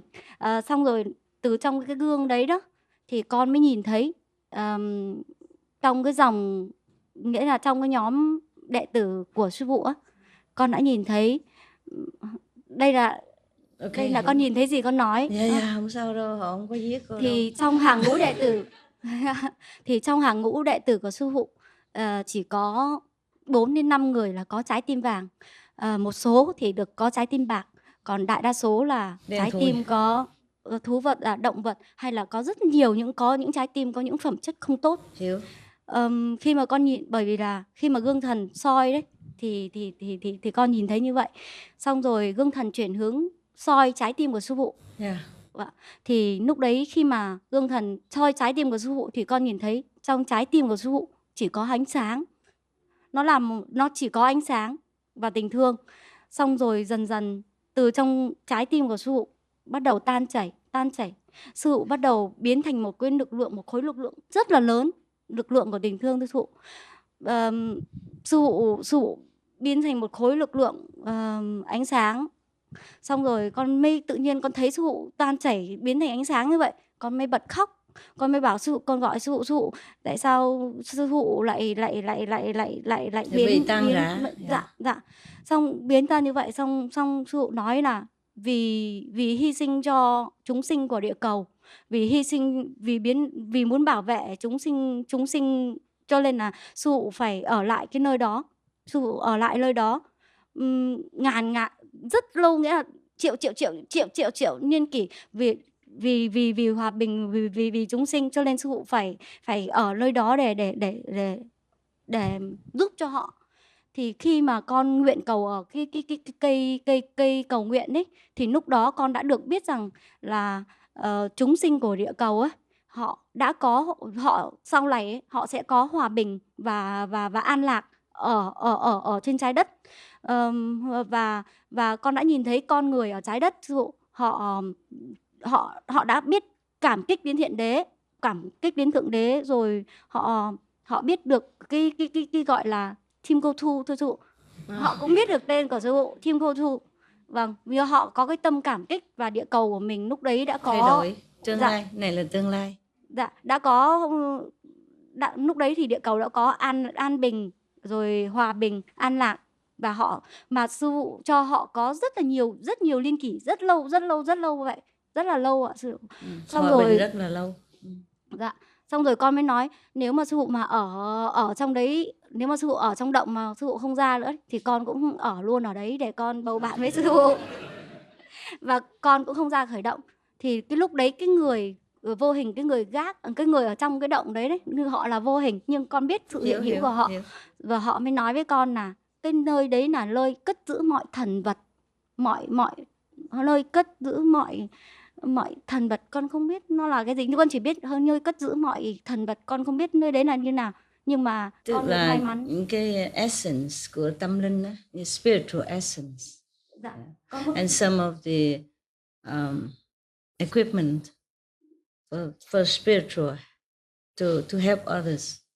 Dạ. Bởi vì con không có biết cho nên, nhưng mà sư phụ, con được may mắn sẽ ở lại với sư phụ rất là lâu. Con hy vọng như vậy. Con không quay lại thế giới này nữa. Ok. Rồi ở luôn đó rồi sao? Rồi tỉnh dậy rồi thôi đó hả? Hết đó hả? Okay. Con có rất là nhiều trải nghiệm, như chẳng hạn, nhưng mà có thể chia sẻ chẳng hạn như là có một cái ở trên đỉnh đầu của mình ấy sư phụ, có một cái nguồn điện ánh sáng ấy. Có một cái nguồn điện ánh sáng như nó nối giữa đỉnh đầu của mình với thiên đàng. Nó như là một cái nguồn điện ánh sáng màu trắng, có hơi một chút màu hồng. Nó cắm, nghĩa là từ cái đây nó có thể câu thông trực tiếp. Con có thể nhìn thấy có một cái sợi dây như là một tia sét. Đúng rồi. Cái đó là sợi dây, là dây bằng bạc á. Vâng. Nó bạc. Nếu mà cắt cái sợi dây đó thì mình chết rồi đó. Dạ, nó rất như một tia sét, nó rất sáng và rất dài. Bây giờ nếu mình còn sống được là nhờ cái dây đó, nó còn connect với trên kia. Con còn nhiều lắm rồi con đến đây bế quan mấy lần ấy, thì ví dụ như con đến đây bế quan 3 tháng thì con cảm giác như là mình phải 5 năm hoặc là có thể cả đời. Có nhiều người cả đời ngồi mà cũng không thể nào mà được một cái lợi ích nhiều như vậy. Cho nên là con muốn chia sẻ rằng khi mới tháng vừa rồi đến đây con bế quan, con đã đạt được một cái sự thật sự là may mắn. Cũng một sự may mắn là con đã đi vào được một cái từ trường hiện đời giải thoát. Con đã trong cái khi mà được cái hiện đời giải thoát này, con đã phải trải qua cả một cái quá trình rất là dài sư phụ để học hỏi. Và khi mà sư phụ cắt đứt được một cái dây nhân quả ấy, nó không thể dễ dàng mà chỉ có 2 người, nghĩa là sư phụ bên trong và mình ở bên trong đấy mới biết được. Thì lúc đấy con cảm nhận thấy cái lực lượng của sư phụ, mấy cái người cầm cái chìa khóa của cụ Minh Sư rất là quan trọng khi mà đi qua khỏi cái tam giới, mà khi mà cắt đứt cái nhân quả ở bên này. Khi mà con không biết giải thích như thế nào, bởi vì là lúc đấy sư phụ dạy con ở bên trong làm thế nào để cắt đứt cái sợi dây nhân quả, rồi cho con học ở trong cái quá trình đó thì chỉ có sư phụ bên trong dạy mình. Xong rồi con nhìn thấy cái mạng lưới nhân quả, sư phụ biết mạng lưới nhân quả và cái linh hồn của mình, hai cái nó riêng biệt. Xong rồi khi mà sư phụ dùng cái lực lượng cắt đứt cái sợi dây nhân quả đấy thì cắt đứt cái sợi dây nhân quả đấy thì gần như immediately, ngay lập tức sư phụ mình bước sang một trạng thái của tức khắc khai ngộ, của hiện đời giải thoát. Cái lực lượng đấy thật là tự tại, mà thật là tự tại, rồi rất là sung sướng, hỷ lạc, nghĩa là ở trong một cái từ trường rất nhẹ nhàng. Vâng, nhẹ nhàng như say rượu, say rượu ngây ngất. Ecstasy tức là cảm thấy ngây ngất. Con không diễn tả được, bởi vì chỉ có khi vào không trong thể nào không thể diễn tả được. Có thể diễn tả được rồi. Sau khi qua được cái khi mà mình vào được cái lực lượng giải thoát đấy, con nói như này thôi nhưng mà nó là cả một cái quá trình rất là nhiều, không con không biết miêu tả. Giống như một bộ phim dài đó, bây giờ nói ngắn thôi. Dạ. Xong rồi con đã thể nghiệm được một cái trạng thái là hiện đời giải thoát.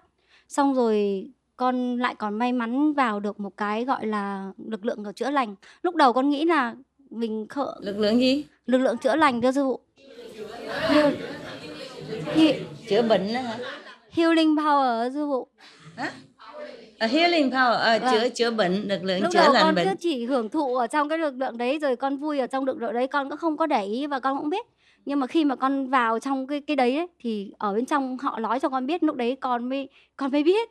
Thế là con ở trong cái lực lượng đấy, lúc đấy sư phụ có biết không? Cái lúc đấy là sư phụ đang ốm mà con khi mà con vào được trong lực lượng đấy mà con lại không biết dùng cái lực lượng đấy, mà con lại muốn cầu nguyện cho sư phụ, con đã khóc quá trời.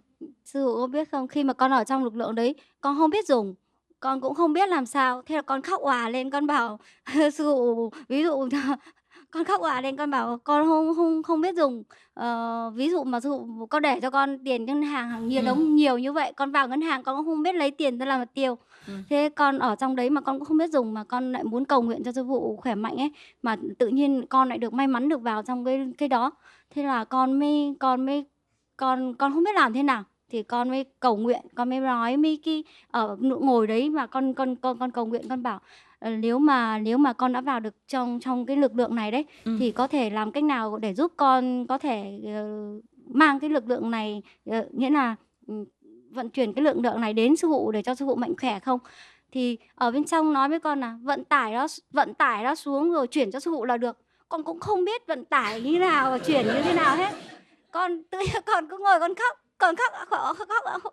Xong rồi nhưng mà con bắt đầu con lại định lại, con ngồi vào trong cái đấy, xong rồi con cầu nguyện. Con nói là nếu như con đã may mắn vào được đây rồi thì xin cho con nghĩa là vận tải cái lực lượng đấy chuyển sang cho sư phụ để cầu nguyện cho sư phụ cơ thể khỏe mạnh hoặc là thanh tâm an lạc. Con đã vào trong đó. Cảm ơn. Thế là con thật sự rất may mắn. Lúc đầu con sang đây con nghĩ là sẽ cầu nguyện cho sư phụ, nhưng mà không phải từ sư phụ. Khi mà con sang đây là sư phụ đã giúp con, gia chỉ cho con rất là nhiều, ngược lại chứ không phải là No, it's okay. Có Dạ. lòng hiếu thuận thì tốt, chứ đâu cần phải là thực sự nó như vậy, hiểu không? Có cái lòng mình á, lòng mình muốn rất là tốt lành như vậy thì tốt cho mình. Nhưng mà con không ngờ rằng tất cả mọi cái nó quay ngược trở lại, nghĩa là Bây giờ mới không ngờ hả? tất cả mọi cái sư phụ đã an bài sẵn. Còn con có vào một cái trạng thái gọi là cả tình thương nữa sư phụ, một cái gọi là tình thương. Thì khi mà con ở trong cái lực lượng đấy, khi mỗi một cái hít thở thưa sư phụ, hít vào ấy là một sự tình thương Của vũ trụ, hiểu? Dạ. Xong khi mình thở ra, nó vào tận từng một tế bào, nó lan rộng ra như là mình share ra một cách Hiểu. tự động. Hiểu. Một cái tình thương đấy nó làm cho mình rất mãn nguyện, đầy đủ, được cưng chiều. Nhưng mà ở trong cái tình thương đấy mình cảm thấy mỗi một cái tế bào của mình ấy, mỗi một cái hít thở hở ra ấy, nó là cả một cái tình thương rất là bao la. Con cũng đã vào ở trong đó nữa. Con lúc đấy con thật sự rất con không biết bởi vì sự vĩ đại của sư phụ thì không thể dùng lời mà diễn tả. Con cũng không biết làm thế nào. Con muốn sư phụ, lúc đấy con chỉ muốn sư phụ cũng như con cũng cảm giác được sự thương yêu của chúng con như vậy. Cũng cảm Don't giác worry, được. I have. Nhưng cảm ơn. Nhưng mà đừng lo, sư phụ có phải cho ra, hiểu không? Sư phụ phải cho ra nhiều thôi. Vâng. Con cảm ơn sư phụ rất là nhiều. Cảm ơn, không có gì. Những cái chỗ đó hồi trước sư phụ từng đi qua rồi mới lên trên được, hiểu không? Nhớ không, hồi trước sư phụ kể đó, source of love, healing power, youth source, yeah, and không bao giờ chết, những cái chỗ đó không nhớ sao? Con biết, nhưng mà khi mình vào đấy sư phụ có biết không, mình không biết sử dụng. Xong rồi mà nhưng mà con chỉ có biết hưởng thụ. Hiểu rồi, hưởng thụ thì tốt rồi. Xong rồi con chỉ có biết cầu nguyện, con không có biết làm gì ở trong đó hết. It's okay, just enjoy. Just one of the steps. Many steps. Xong rồi khi mà con nghe cái băng gần đây của sư phụ ấy, cái lúc mà con biết được những cái cây, thực ra không phải là cây, bây giờ con mới hiểu. Chứ cái lúc mà con nói cho sư phụ con cũng không có biết. Con bởi vì cái đầu óc con nó không biết miêu tả, nó cũng Hiểu rồi. lúc bây giờ con mới biết cái mà con nhìn thấy ấy, thực ra nó là những cái cổng tâm linh và cổng thiên đàng. Rồi con quên mất rồi. Và họ cho con biết thời gian thưa sư phụ. Khi gần đây khi mà con dở nhật ký ra, con nhìn lại cái lúc mà sư phụ nói băng ở trên băng ấy, con mới mở. Bởi vì khi con ghi nhật ký con quên mất, con không có đọc lại, con quên mất, con không có đọc. Thế khi con nghe băng gần đây của sư phụ nói về đến thời gian, rồi con mở ra thì con thấy con cũng ghi thời gian mỗi một cái chỗ mà nơi con ngồi.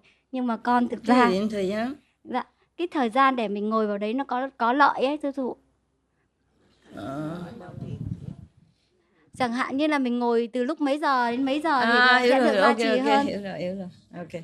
Thì con đầu tiên con ghi mà con không biết, nhưng mà bởi vì lúc đấy con nhìn thấy như vậy con ghi xuống nhưng mà con cũng không biết. Xong rồi gần đây con mới nghe băng của sư phụ ấy, thì con mới hiểu, thành ra họ cũng cho con biết mà, nhưng mà con bởi vì con Hiểu rồi. không có nhớ, Không đâm ra nhớ, con cũng yeah.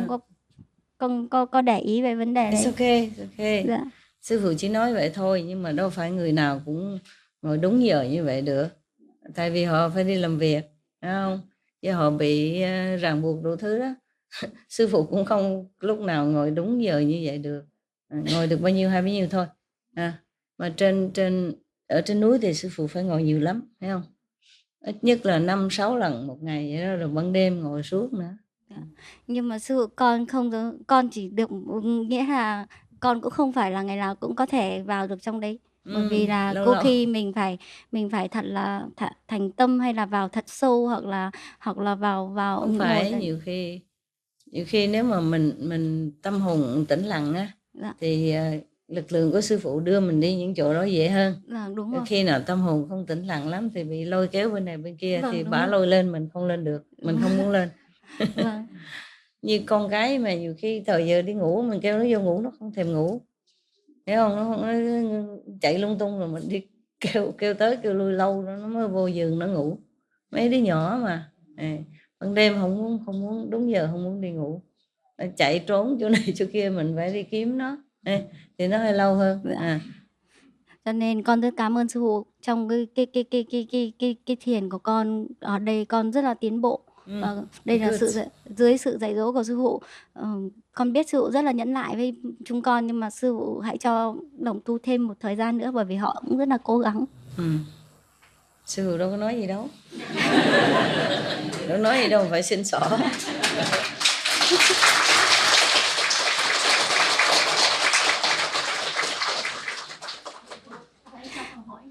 Rồi giờ này ngồi hỏi hả bác? Cái thể nghiệm vậy đó là còn trong cảnh giới năm hay ở ngoài chứ?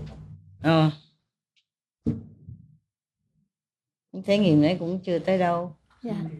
Dạ. Vậy là còn trong cảnh giới năm. Cái gì?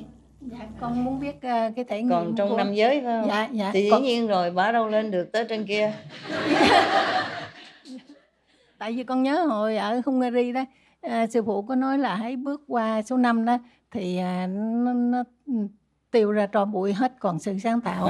Dạ. Bả chưa tiêu, tức là chưa có tới số 5.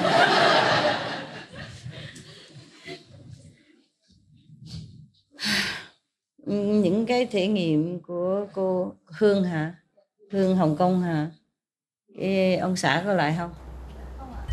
Sao vậy? Sao mỗi lần đi bỏ không ở nhà hoài vậy? Bởi vì ông không có thể nghiệm hả? Bởi vì ông ấy cơ thể không có ngồi được lâu. Ông ấy có bệnh, đâm ra ông ấy muốn con đi. Mới nãy con cũng đưa hai đứa nhỏ đi nữa. Đâu ngồi đâu? Ở bên dưới thôi sự.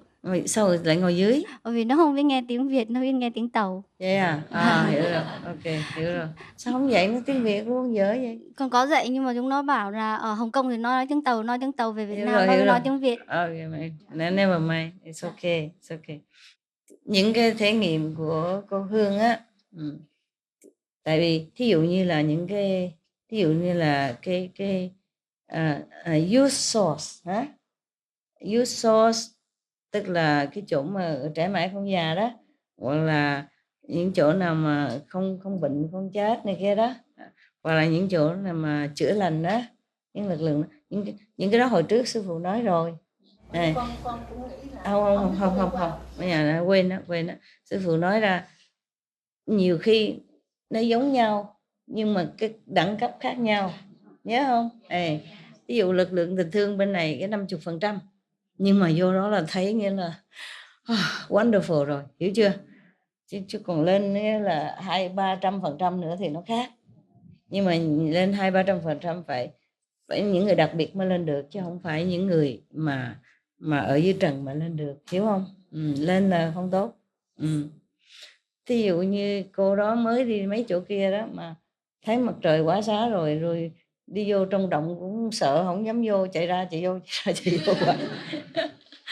Thí dụ đó, nhiều khi nó mạnh quá đó, làm nhức đầu này kia đó, cũng không dám ở lại. Hồi nãy giờ nghe không nghe hả? Thì là sư phụ hồi đó đã nói rồi, thí dụ như hồi đó mấy con chó happy á, in the beginning they found some places for me, but I say only lower level, yeah, and later I found I have to go up by myself in bigger level, yeah. In the beginning I was so happy already to see like a healing power on the fourth level only, and later fifth level, and then later yeah, I cannot talk anymore. Okay, yeah. Bây giờ những cái đó sư phụ đã bỏ hết đằng sau rồi. Tại vì nếu mà sư phụ cứ ở hoài cái chỗ trải mãi không già thì đâu có lên được những chỗ khác, hiểu không? Mà trải mãi không già có nhiều khi ở tầng thứ 4 cũng đã có rồi, tầng thứ 5 cũng có rồi, tầng thứ 6 cũng có nữa, tức mà cái lực lượng nó khác nhau. Sư phụ cũng nói nhiều khi cũng ở nguyên cái chỗ đó nhưng mà đi sâu thêm, nhớ không? Ví dụ nguyên, ví dụ sư phụ ngồi trên một cái giường như vậy hả, chỗ đó trải mãi không già hôm qua ngồi rồi hôm qua nó nói có nữa, ngồi lên cái lực lượng nó khác, nó lên, hiểu không?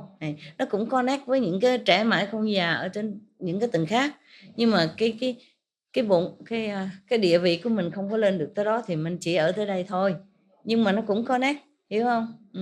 Cũng như cái chân như thế này cũng là của mình, cái đầu gối cũng của mình, chỗ này cũng của mình, đầu cũng của mình, nhưng mà chỉ ở dưới này thôi, hiểu không?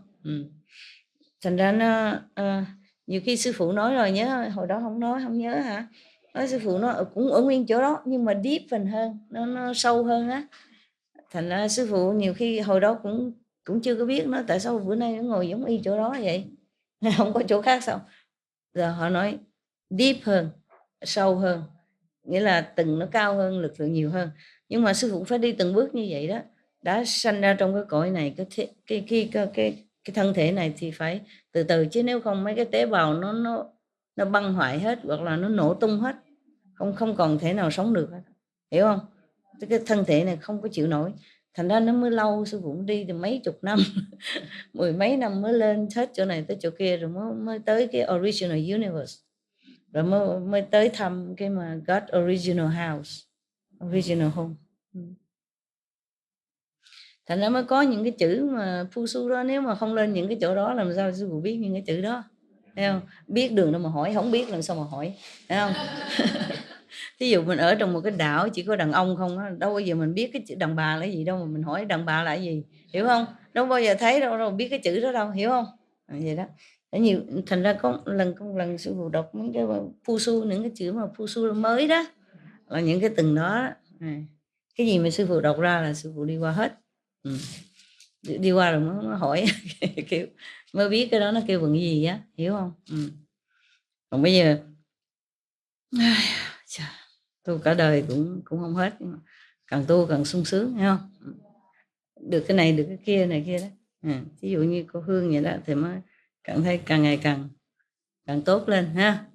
Nhưng mà thí dụ mình không có thể nghiệm nhiều là cũng tại vì nhiều khi mình ở cái tầng nhỏ đó, rồi lực lượng của sư phụ muốn bảo vệ đó, chứ nếu không thì chấp nhất ở đó đẹp quá, không muốn đi chỗ khác nữa, hiểu không? Tới Atula là mừng lắm rồi. Đẹp quá, đàn ông thì thôi mê mệt, tại đàn bà nó đẹp, hiểu không? Đàn bà thì mê mệt luôn, tại cảnh nó đẹp, muốn gì có nấy liền tại chỗ, hiểu không? Không bao giờ cảm thấy thiếu thốn cái gì cả, nghĩ đây là cứu cánh rồi, là tốt nhất rồi, chẳng muốn đi đâu nữa. Sư phụ có lại kéo điện nó thôi, con ở đây sướng quá, con đâu cần gì nữa, hiểu không? Mà nó từng thấp, thấy không? Từng thấp. Ok, thôi đừng coi nhiều quá rồi khi khóc lóc sùm. Con càng nhìn thấy nhiều, con càng nhìn thấy sư phụ, con càng thương sư phụ nhiều hơn. Cảm ơn, không sao đâu, sư phụ chưa có chết đâu. Thì phải như vậy chứ, phải nát thân mới cứu được mọi chúng sanh, chứ đâu phải vậy đâu. Nát thân không phải nát thân thể đâu, không đâu, phải nát tâm linh thân thể luôn á. Thân thể tâm linh á phải hy sinh luôn, hiểu không?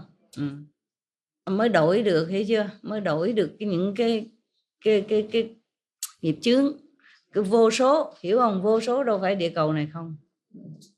Nó đi qua nhưng mà cũng phải trở lại. Hiểu không? Chạy tới chạy lui. Đi qua rồi bỏ thì đâu có được nữa, hiểu không? Nhiều khi chúng sanh mới sinh ra nữa. Cũng như mấy người địa ngục đó mà bị cắt thân thể ra là nhiều đoạn, nhưng mà cắt mỗi ngày, cắt mấy chục lần, mấy trăm lần vậy, cắt hoài sống lại, cắt rồi sống lại, cứ đau khổ hoài nhưng mà sống hoài, hiểu không? Thì những cái sự trên kia nó cũng giống như vậy, hiểu không? Cũng như quý vị sinh con sinh ra đau đớn gì đó, thôi tôi không muốn nữa đâu, rồi cái 2-3 năm sau nó muốn bồng ẩm nữa, nó sinh ra nữa, quên mất. Không sao đâu, không sao đâu. Nếu mà một người mà chịu khổ mà cả trăm, cả ngàn, cả vạn người khác, cả triệu ức người khác sung sướng, thì cái đó rất là xứng đáng, hiểu không? Xứng đáng. Chứ nếu không mình hiện hữu trên vũ trụ để làm cái gì nếu mình không giúp được người khác, hiểu không? Không giúp được thì trước sau cũng chết, hiểu không? Nhưng mà cái vấn đề thân thể tâm linh nó hơi khác hơn, cái đó hơi khó hơn, chứ còn thân thể này hy sinh thì nó dễ hơn, hiểu không? Tâm linh, thân thể tâm linh nhiều khi hy sinh rồi, tan nát rồi rất là lâu mới hồi phục được, hiểu không? Mà không sao, có sao đâu, nát thì nát. No problem. Ok. Muốn hỏi, muốn nói gì nữa không? Con xin nói. Rồi. Con nhớ lại hồi trước sư phụ có giảng một bài về Đức Phật Thích Ca.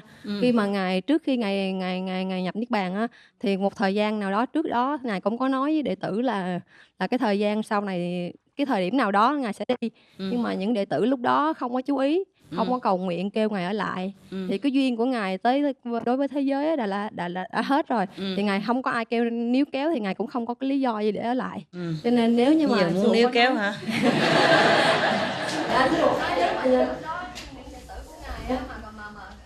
thành tâm cầu nguyện khẩn khoản xin ngài ở lại thì ngài có thể là ngài sẽ ở lại. Nên tụi con nghĩ vậy. I don't know. Sao đâu, sao cũng được, hiểu không? Tự nhiên là sao? It's natural, let it be natural. Cái không phải, cái này nó khác. Cái đó là Đức Phật Thích Ca nói hỏi A Nan, hiểu không? Hỏi A Nan là cái những người thường nghĩa là không có tu hành gì lắm, cái là những cái bậc thiên đế thôi đó, mà cũng được sống dài bao lâu như vậy, mấy chục kiếp như vậy đó, thì Phật đã được những cái lực lượng như vậy đó, thì nghĩ là nghĩ làm sao, hiểu không? Thì A Nan phải trả lời rằng như vậy là đời đời kiếp kiếp Phật không có thể nào, không có đoạn tuyệt với cái thế giới này đó. Mà ông hồi đó ông buồn ngủ hay sao đâu biết đâu. Phật hỏi 3 lần mà không có trả lời. Dễ quá, chắc là A Nan không có giỏi về toán, hiểu không? Cái ông kia ông được có một phép như vậy mà ông sống mấy trăm chục kiếp. Phật được bao nhiêu phép như vậy thì cái nhân lên chứ gì đâu. Phật thì giỏi về số, ông cái gì cũng nói số. A Nan thì mù tịch, chắc không có học toán giỏi, hiểu không? Có học bằng B, học bằng A, hiểu không?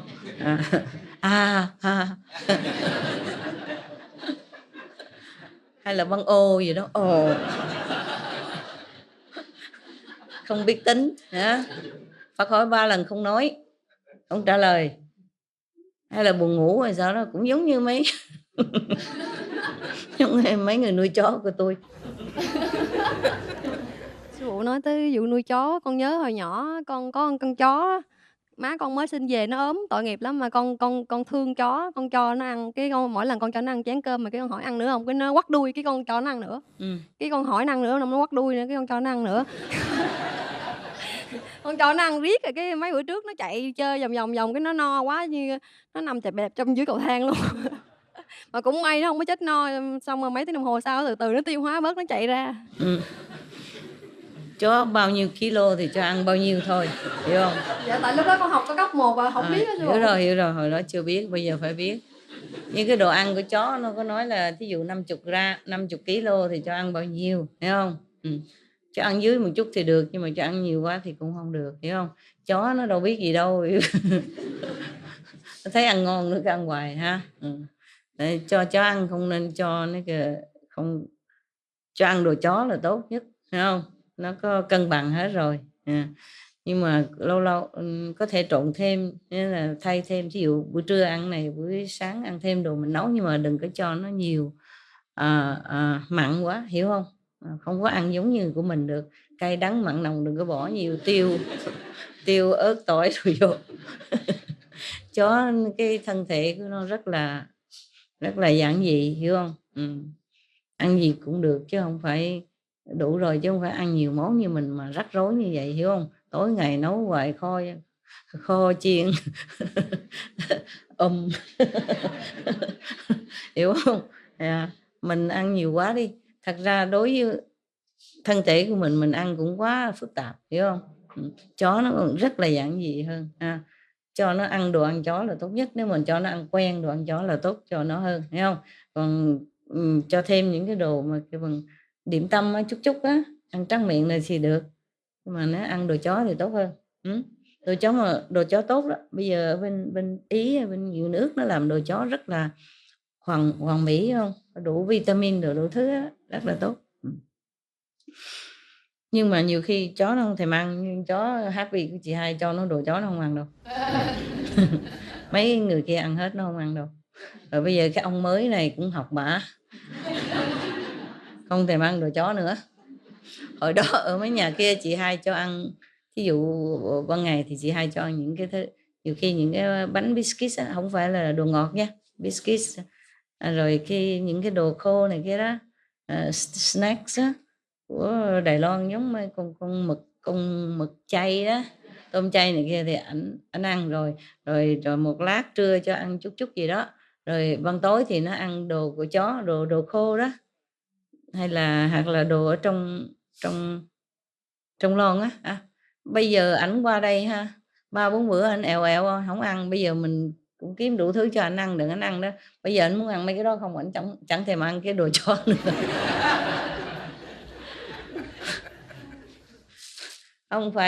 không phải hiếu mình make trouble for me, nào dogs also make trouble for me nào. Tại vì cái lúc mới về, hồi xưa thì nó chỉ ăn đồ chó bên cái trại giam, trại dưỡng đó thôi. Cho lúc mà mới về đó, ảnh buồn bả sao á, là nhà lạ đó, ảnh không ăn, thành chị Hai cái gì cũng cho đem để ăn. Sau cái ảnh quen, cái ảnh không thèm ăn cái đồ đó, muốn ăn đồ mà cái phần snack không à, hiểu không? Đồ ăn ngon á, đồ tráng miệng á thì anh làm thành đồ chính cho anh, còn anh ăn đã rồi lâu lâu anh mới lại anh liếm mấy cái đồ chó. Tức là nó đối nghịch lại cái mà chị Hai muốn cho anh, tức là ăn đồ chó cho nhiều đã, rồi mới cho ăn đồ điểm tâm. Anh lấy đồ điểm tâm anh đòi thêm hoài, rồi cái chị Hai sợ ăn không đủ dinh dưỡng, chị Hai phải nấu cho anh ăn. Nấu thì anh ăn, không nấu anh không ăn. Mới về thì vậy đó, làm khó làm dễ dữ lắm.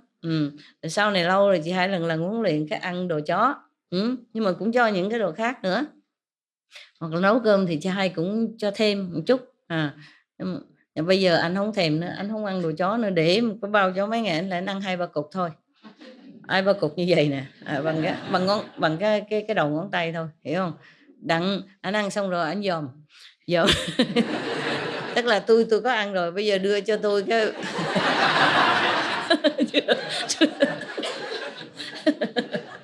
thấy sư phụ viết lại đó, ăn xong cái đó tao mới cho cái này. Anh lại ăn 2-3 cục cốc rồi anh dòm hoài không chịu ăn nữa. Tôi nói, ăn nữa đi, cái anh làm thêm 2-3 cái nữa. Rồi cứ dòm hoài là đòi mấy cái kia, hiểu không? Mấy cái đồ mà ngon á, cái đồ nhập cảng này kia, Đài Loan Đài Loan, Tàu, Hồng Kông, Yến Linh á, nên là spaghetti của Italy. Còn không thì đòi ăn cái xương vegan á, xương chay á, cái đó đưa bao nhiêu anh ăn cũng hết, khỏi cần mời, hiểu không? Thôi kệ đi. Dạ Hai nói thôi được, để cho nó ăn đi. Chó mặn sống bao lâu, thà chết no hơn sống thèm. Kệ đi, cho nó ăn rồi nó chết rồi cũng cam tâm nữa, phải không? Ôi, 2 con chó nhà con nó thích ăn cơm chiên Loving Hut sư phụ. Hiểu rồi. Mấy trự này cũng vậy. Không phải là Loving Hut, nhưng mà nếu chị Hai chiên cơm hả? Thì ăn hết. Mà chiên cơm không có gì, chỉ có rau cải với lại nước tương xịt vô thôi mà nó ăn quá trời. Hiểu rồi, tại có chút dầu thơm. Ok, thôi cái bài gì hôm trước đâu rồi? Cái bà ở Czechoslovakia còn đây không hay đi về rồi? Về hả? Tại vì có 6 cái nhà hàng. Có một mình mà đẻ ra 6 cái nhà hàng. Người ta cứ mời tới làm không à. Còn có những cái nước khác á, mở cái nhà hàng cực khổ muốn chết. Ở bên Czech á, bà mở có một cái thôi rồi cái mấy người chính phủ cũng mời rồi mấy cái supermarket nó cũng mời đặng tới làm một cái hết cho nó trộn một cái nhà hàng trong đó. Thành ra mới đâu có bao nhiêu năm đâu, 6 cái nhà hàng rồi kêu than không có đủ nhân viên. Nhưng mà chắc bây giờ đủ rồi mới làm được đó chứ, nhưng mà bà không có ở lâu được đâu. Thì bà cũng nói chuyện cũng khóc lóc giống như cô Hương vậy đó, cũng thể nghiệm nó khác nhưng mà cũng giống, hiểu không? Giống. Bây giờ 8 nhà hàng rồi sư phụ ơi. Bây giờ 8 rồi. Đâu có, bà bữa hôm qua bà nói 6 mà. Bà nói 6 là nói hồi đó đó hả? Bây giờ 8 rồi hả? Trời ơi. Một mình làm sao mà cho sẻ. Như vậy vừa làm lụng cực khổ vậy đó mà thể nghiệm rầm. Còn quý bà ngồi đây không có gì. Cứ nghe second hand không à. Cứ nghe của người ta không à. Mình ngồi đây cứ cà phê sơ. Cái màu cà phê với màu gì đó. cũng có hào quang chứ đều màu cà phê. Màu cà phê với màu rau cải gì đó, phải không? Vegan mà, hả? Cái gì? Con thấy nếu mà mình chịu làm á, thì sư phụ lúc nào cũng ở bên cạnh mà chỉ dạy giúp đỡ. Con không có biết làm bánh bao giờ thưa sư phụ. Con cố gắng con create những cái món bánh lạ cho người khách người ta ăn cho nó ngon miệng. Bánh vegan đó thưa sư phụ. Xong cái con create một cái món bánh gọi là pendant, bánh lá dứa. Cái xong mà con bỏ thêm một cái bột green powder, nó gọi là spirulina. Trời, người khách người ta ăn mà, nhưng mà lúc đó con chưa biết. Cái con làm bữa tối đó, con ở lại lúc nào cũng tối khuya con ở lại một mình, con làm mấy cái bánh đó, nghiên cứu. Dạ, con nghiên cứu mà con làm cho cẩn thận, make sure là nó ngon. Cái xong cái hôm đó tối đó, hôm đó con làm xong cái con xoay lưng con đi lấy đồ khác. Cái sau con lúc con trở lại con lại thấy có nhiều cái giọt ánh sáng rớt xuống, mà con nói ủa sao con đâu có làm cái gì đâu, sao bụi nó rớt vô bánh chết cha, chứ không phải đi kiếm đồ đậy lại. Cái xong con, bụi ở đâu trong nhà rớt xuống. Con dòm qua dòm lại con thấy, hồi con nói sư phụ tới, ánh sáng không, sư phụ rớt vô cái bánh của con vậy đó. Trời ơi, con có một mình nên con mà con không có biết, con nên nổi da gà luôn, mà con nói con không biết làm sao mà để diễn tả cái sung sướng của con khi mà con được sư phụ dạy con như vậy. Từ đó cái bánh của con ăn không có bán kịp luôn. Dạ. Lúc đó coi như là number one ở trong tiệm rồi thưa sư phụ. Con cảm ơn sư phụ. Favorite, hả? Dạ. Okay, very good. Congratulations. I think there's a man behind there with the bird who maybe I want to talk. And you pass the microphone to him? Or can you come over here? Okay. Yeah. Okay. Hello, Master. I have 2 questions. The 22nd of April, we organized a DVD screening event. I mean, Loving the Silent Tears. But it was held in government palace in Mongolia. In what? A government palace. In where? Mongolia. Okay. You from Mongolia? Yes, I am. Oh, I thought they say all Vietnamese here. Yeah. I was thinking why he speak English now. Yeah, I know, but I'm the only one. It's who came. good. It's good. Welcome. Yeah, Welcome. just me. Yeah. Welcome. And the event was, I think, pretty big because we invited 200 VIPs, and in total there were 900 viewers, and it was really, really nice. And I wanted to thank in name of whole team in Mongolia. Thank you, Master, for all the blessing and for making this happen. No, you are the one who worked. I thank you. Well, and my question is if it's okay if we organize the same event, but with real love musical. With what? Real love musical. Love musical? Really? Why not? Do what you want. Why you ask me? Okay. Thank you, Master. And You're welcome. and this, Very welcome. and my second question is, I'm a new member in Kuan Yin family. I was Yeah. initiated last year. Uh-huh. Yes, and I was wondering if I mean, how to enter into deep samadhi. Is there any method or technique? How to reach samadhi? I mean, how to enter into deep samadhi. You ask this woman. But I don't speak Vietnamese. So. She speak English. What I mean is, you have to be sincere and just do it. Everyone is different. Yeah, you just try your best. I give you many tips like meditating certain hours. Yeah, meditating under the stars. But you have to do it. Okay. Okay. Thank you, Master. How long you meditate? How long you been initiated? I was initiated in 1st of June in 2014. Oh, new, huh? Okay. Yes. You try, okay? Okay, I will try. Thank The you, thing Master. is, each one is different, okay? You try meditate more here. Do you feel better here? Yes. Yes. More concentration? More concentration, thin power?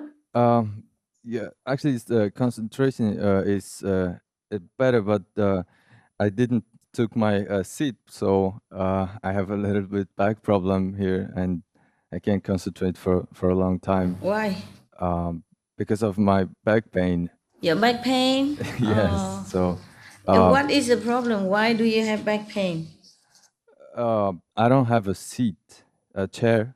You don't have a chair? Yeah, I didn't bring with me. Oh, why? Why not? Okay, understand. Next time, remember, okay? Yes, I will. I All will. right. And do you want a cushion? I have right now. Yeah. So Cushion I'm under or the cushion behind? yes, I have, and I'm leaning into Okay. to a wall. But if so- you lean too long, it's too cold there, the Uh, wall is cold. okay. It can make you pain. Yes, but I have a cushion. Another cushion behind Yeah, your back. I borrowed from a sister. So, Okay, yeah. okay. Next time, bring your chair, huh? Yes, of course. Make yourself comfortable. Otherwise, difficult to concentrate. Yeah. Try to concentrate, huh? Okay, I will. If laying down is better for you, then you can lay down in the room to meditate. Understand? Yes. Thank you, Master.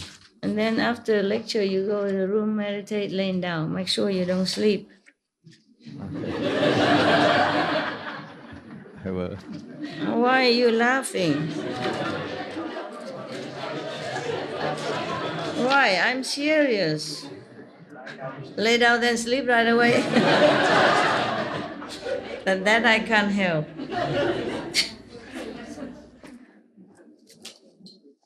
Yeah. Here you go. Cảm ơn sư phụ đã tổ chức cái cuộc bế quan lần này. Tại vì Ai mà tổ chức gì đâu. Mấy người tới tự nhiên ai tổ chức cái gì. Có ai đâu mà tổ chức. Rồi sao? Tại vì câu hỏi này con đã thắc mắc 5-6 năm nay rồi mà con chưa có hỏi. 5-6 năm. Tại con ở Úc lận cho nên 5-6 năm là phải biết câu trả lời rồi. Bây giờ không biết nữa, 5-6 năm không biết câu thôi khỏi hỏi đi. 5-6 năm mà không tìm được một câu trả lời cho chính mình thì thôi dẹp. Con nghĩ là con có được câu trả lời, nhưng mà hôm nay con muốn đích thân con nghe sư phụ trả lời coi nó đúng hay không như con nghĩ á. Better be good. Con nghĩ là good.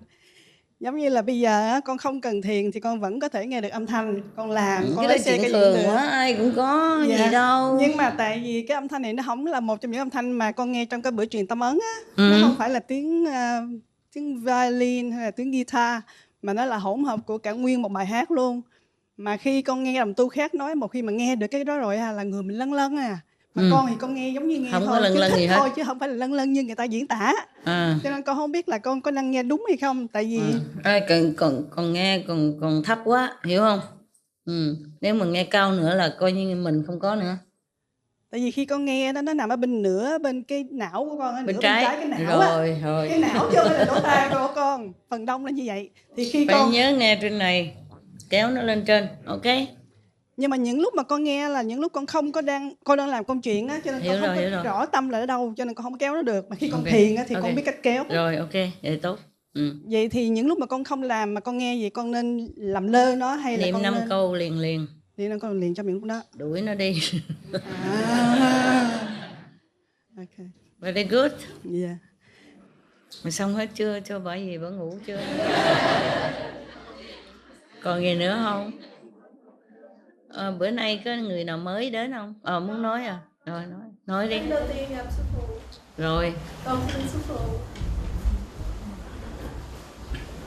Con cảm ơn sư phụ. An bay cho con đến gặp sư phụ hôm nay. Đâu, tôi đâu làm gì đâu.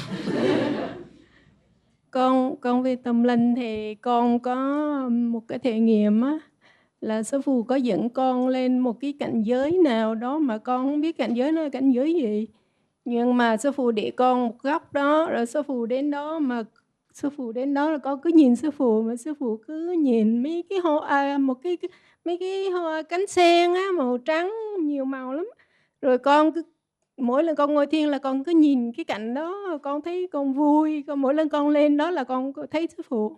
Con đứng góc đó, đôi lúc con cũng chạy lung tung con chơi, mà sư phụ họ cũng không nói gì hết á. Dạ. Cảnh giới giống như cảnh giới đó, cảnh giới thứ mấy con cũng không biết, mà con thấy rất là vui, an. Vui thì tốt rồi, hỏi gì. Rất là an lạc. Con rất cảm ơn sư phụ. Con tu hành giống như bị nghịch cảnh á, mà con đến thăm sư phụ lần này là con biết sư phụ giúp con nhiều lắm á. Dạ, con cảm ơn thật lắm. Dạ. Không có chi. Đây, bà kia. Cô kia chứ không phải bà, còn trẻ. Dạ, con xin chào sư phụ. Chào. Con cảm ơn sư phụ. Năm 12 con có đến đây, sư phụ cho con lực lượng á. Ba con bị ung thư, bác sĩ nói là còn 3 tháng nữa là đi. Thì lúc con tới Mỹ thì ba con không có nói chuyện được mà đau nhức lắm. Con ôm ba con thì qua tới sáng mai ba con thức dậy tỉnh bơ rồi, ăn uống đồ khỏe lại, sống được 1 năm. Dạ. Bữa nay con tới cảm ơn sư phụ. Với lại con có một điều muốn xin hỏi sư phụ. Ok. Trước đây khoảng 3 tháng. Yeah. Tháng 3 chứ không phải là 3 tháng. Con nhớ không rõ. Rồi. Thì con lúc mà quán âm á, con nghe một âm thanh rất là lớn, rất là mạnh, muốn bể cái đầu ra luôn. Xong sau đó thì người thì không nghe, người thì quá nghe. Nhưng mà sau đó con mất trí nhớ. Con mất trí nhớ hết 2 tuần lễ. Con làm việc ở Loving, con làm việc cho Loving hết. Thì con chỉ làm việc theo trực giác thôi, không còn nhớ cái gì hết. Con đi chợ xách đồ, con bỏ quên ngoài chợ luôn, không đem về. Thì con muốn hỏi sư phụ là tại sao con bị như vậy? Có gì đâu, lực lượng mạnh quá. Vậy thôi, một lúc hết chứ gì đâu. Dạ.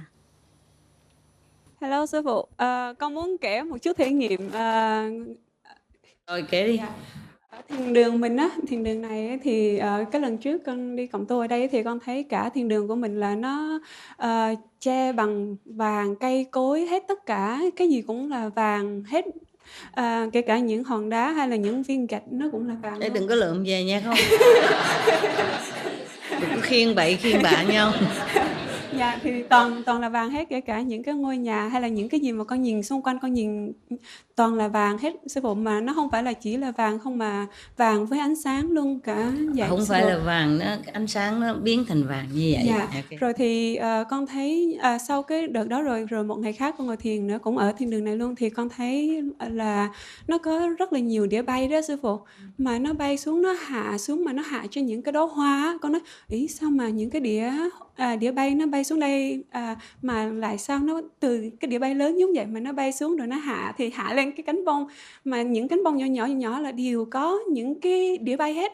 Con nói wow, không lẽ giống như là giống mấy lần trước là có một số anh em nói là có những đĩa bay người ta tới rồi chẳng hạn giống như chở mình đi chơi hay là chở mình lên những đẳng cấp khác để coi đồ này kia, thì con nói ôi chắc là họ chỉ đậu lên những cành hoa đó tạm thời thôi, cần khi nào mà cần chở ai đi thì sẽ biến thành lớn để chở đi, giống vậy đó sư phụ. Rồi thì cái hồi mà sư phụ giải thích về những cái ánh sáng cầu vồng á, thì nó có mỗi màu á, thì nó đại diện cho một cái chẳng hạn là tình thương hay là gia trì, hay là những cái màu sắc của cầu vồng là nó có mỗi cái ý nghĩa khác nhau. Hiểu. Dạ. Thì hồi đó thì con thấy giống như là một cái cầu vồng nó rất là lớn, nhưng mà nó là giống như một cái tunnel của cầu vồng á sư phụ.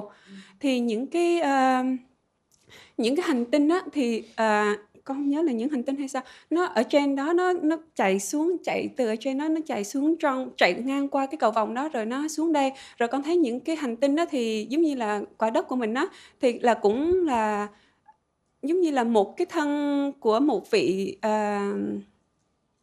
giống như là một con người, chứ không phải là cái quả đất. Không có quả đất là giống như là cái đầu thôi, nhưng mà cái quả đất thì nó có một cái vòng hào quang, rồi những cái quả địa cầu xung quanh mình đó là cũng là một cái con người á, là một cái người mà những cái quả địa cầu đó nó đều có một hào quang hết, mà mình không có thấy cái cơ thể của cái quả địa cầu đó, mà mình chỉ thấy giống như cái đầu là cái địa cầu thôi. Giống như vậy.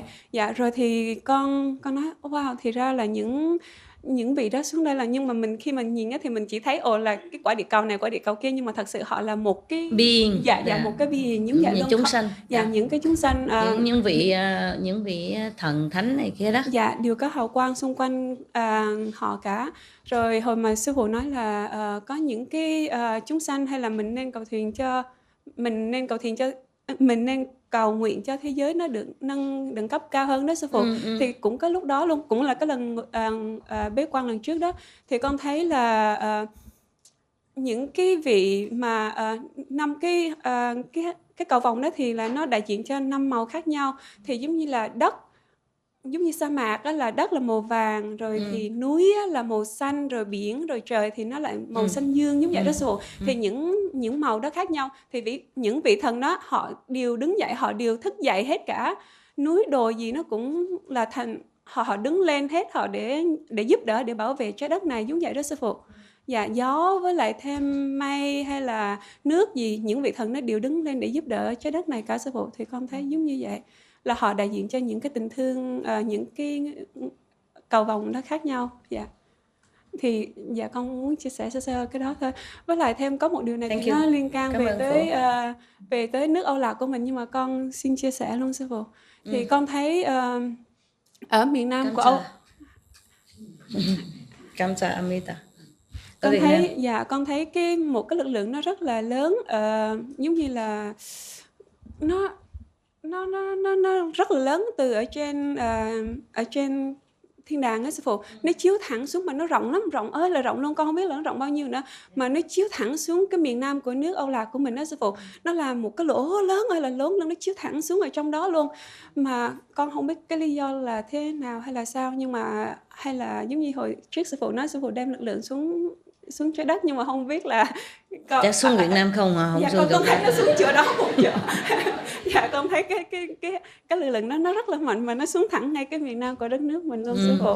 Dạ. Tốt hơn là không có xuống chỗ nào. Chỗ nào cần nhất á, thì chỗ đó được nhiều nhất vậy thôi. Dạ. Rồi sau đó nó sẽ lan ra từ từ, hiểu không? Dạ. Tại bà cả vợ ở đó hồi trước á. Dạ. Nó thiên vị nó xuống đó. Dạ.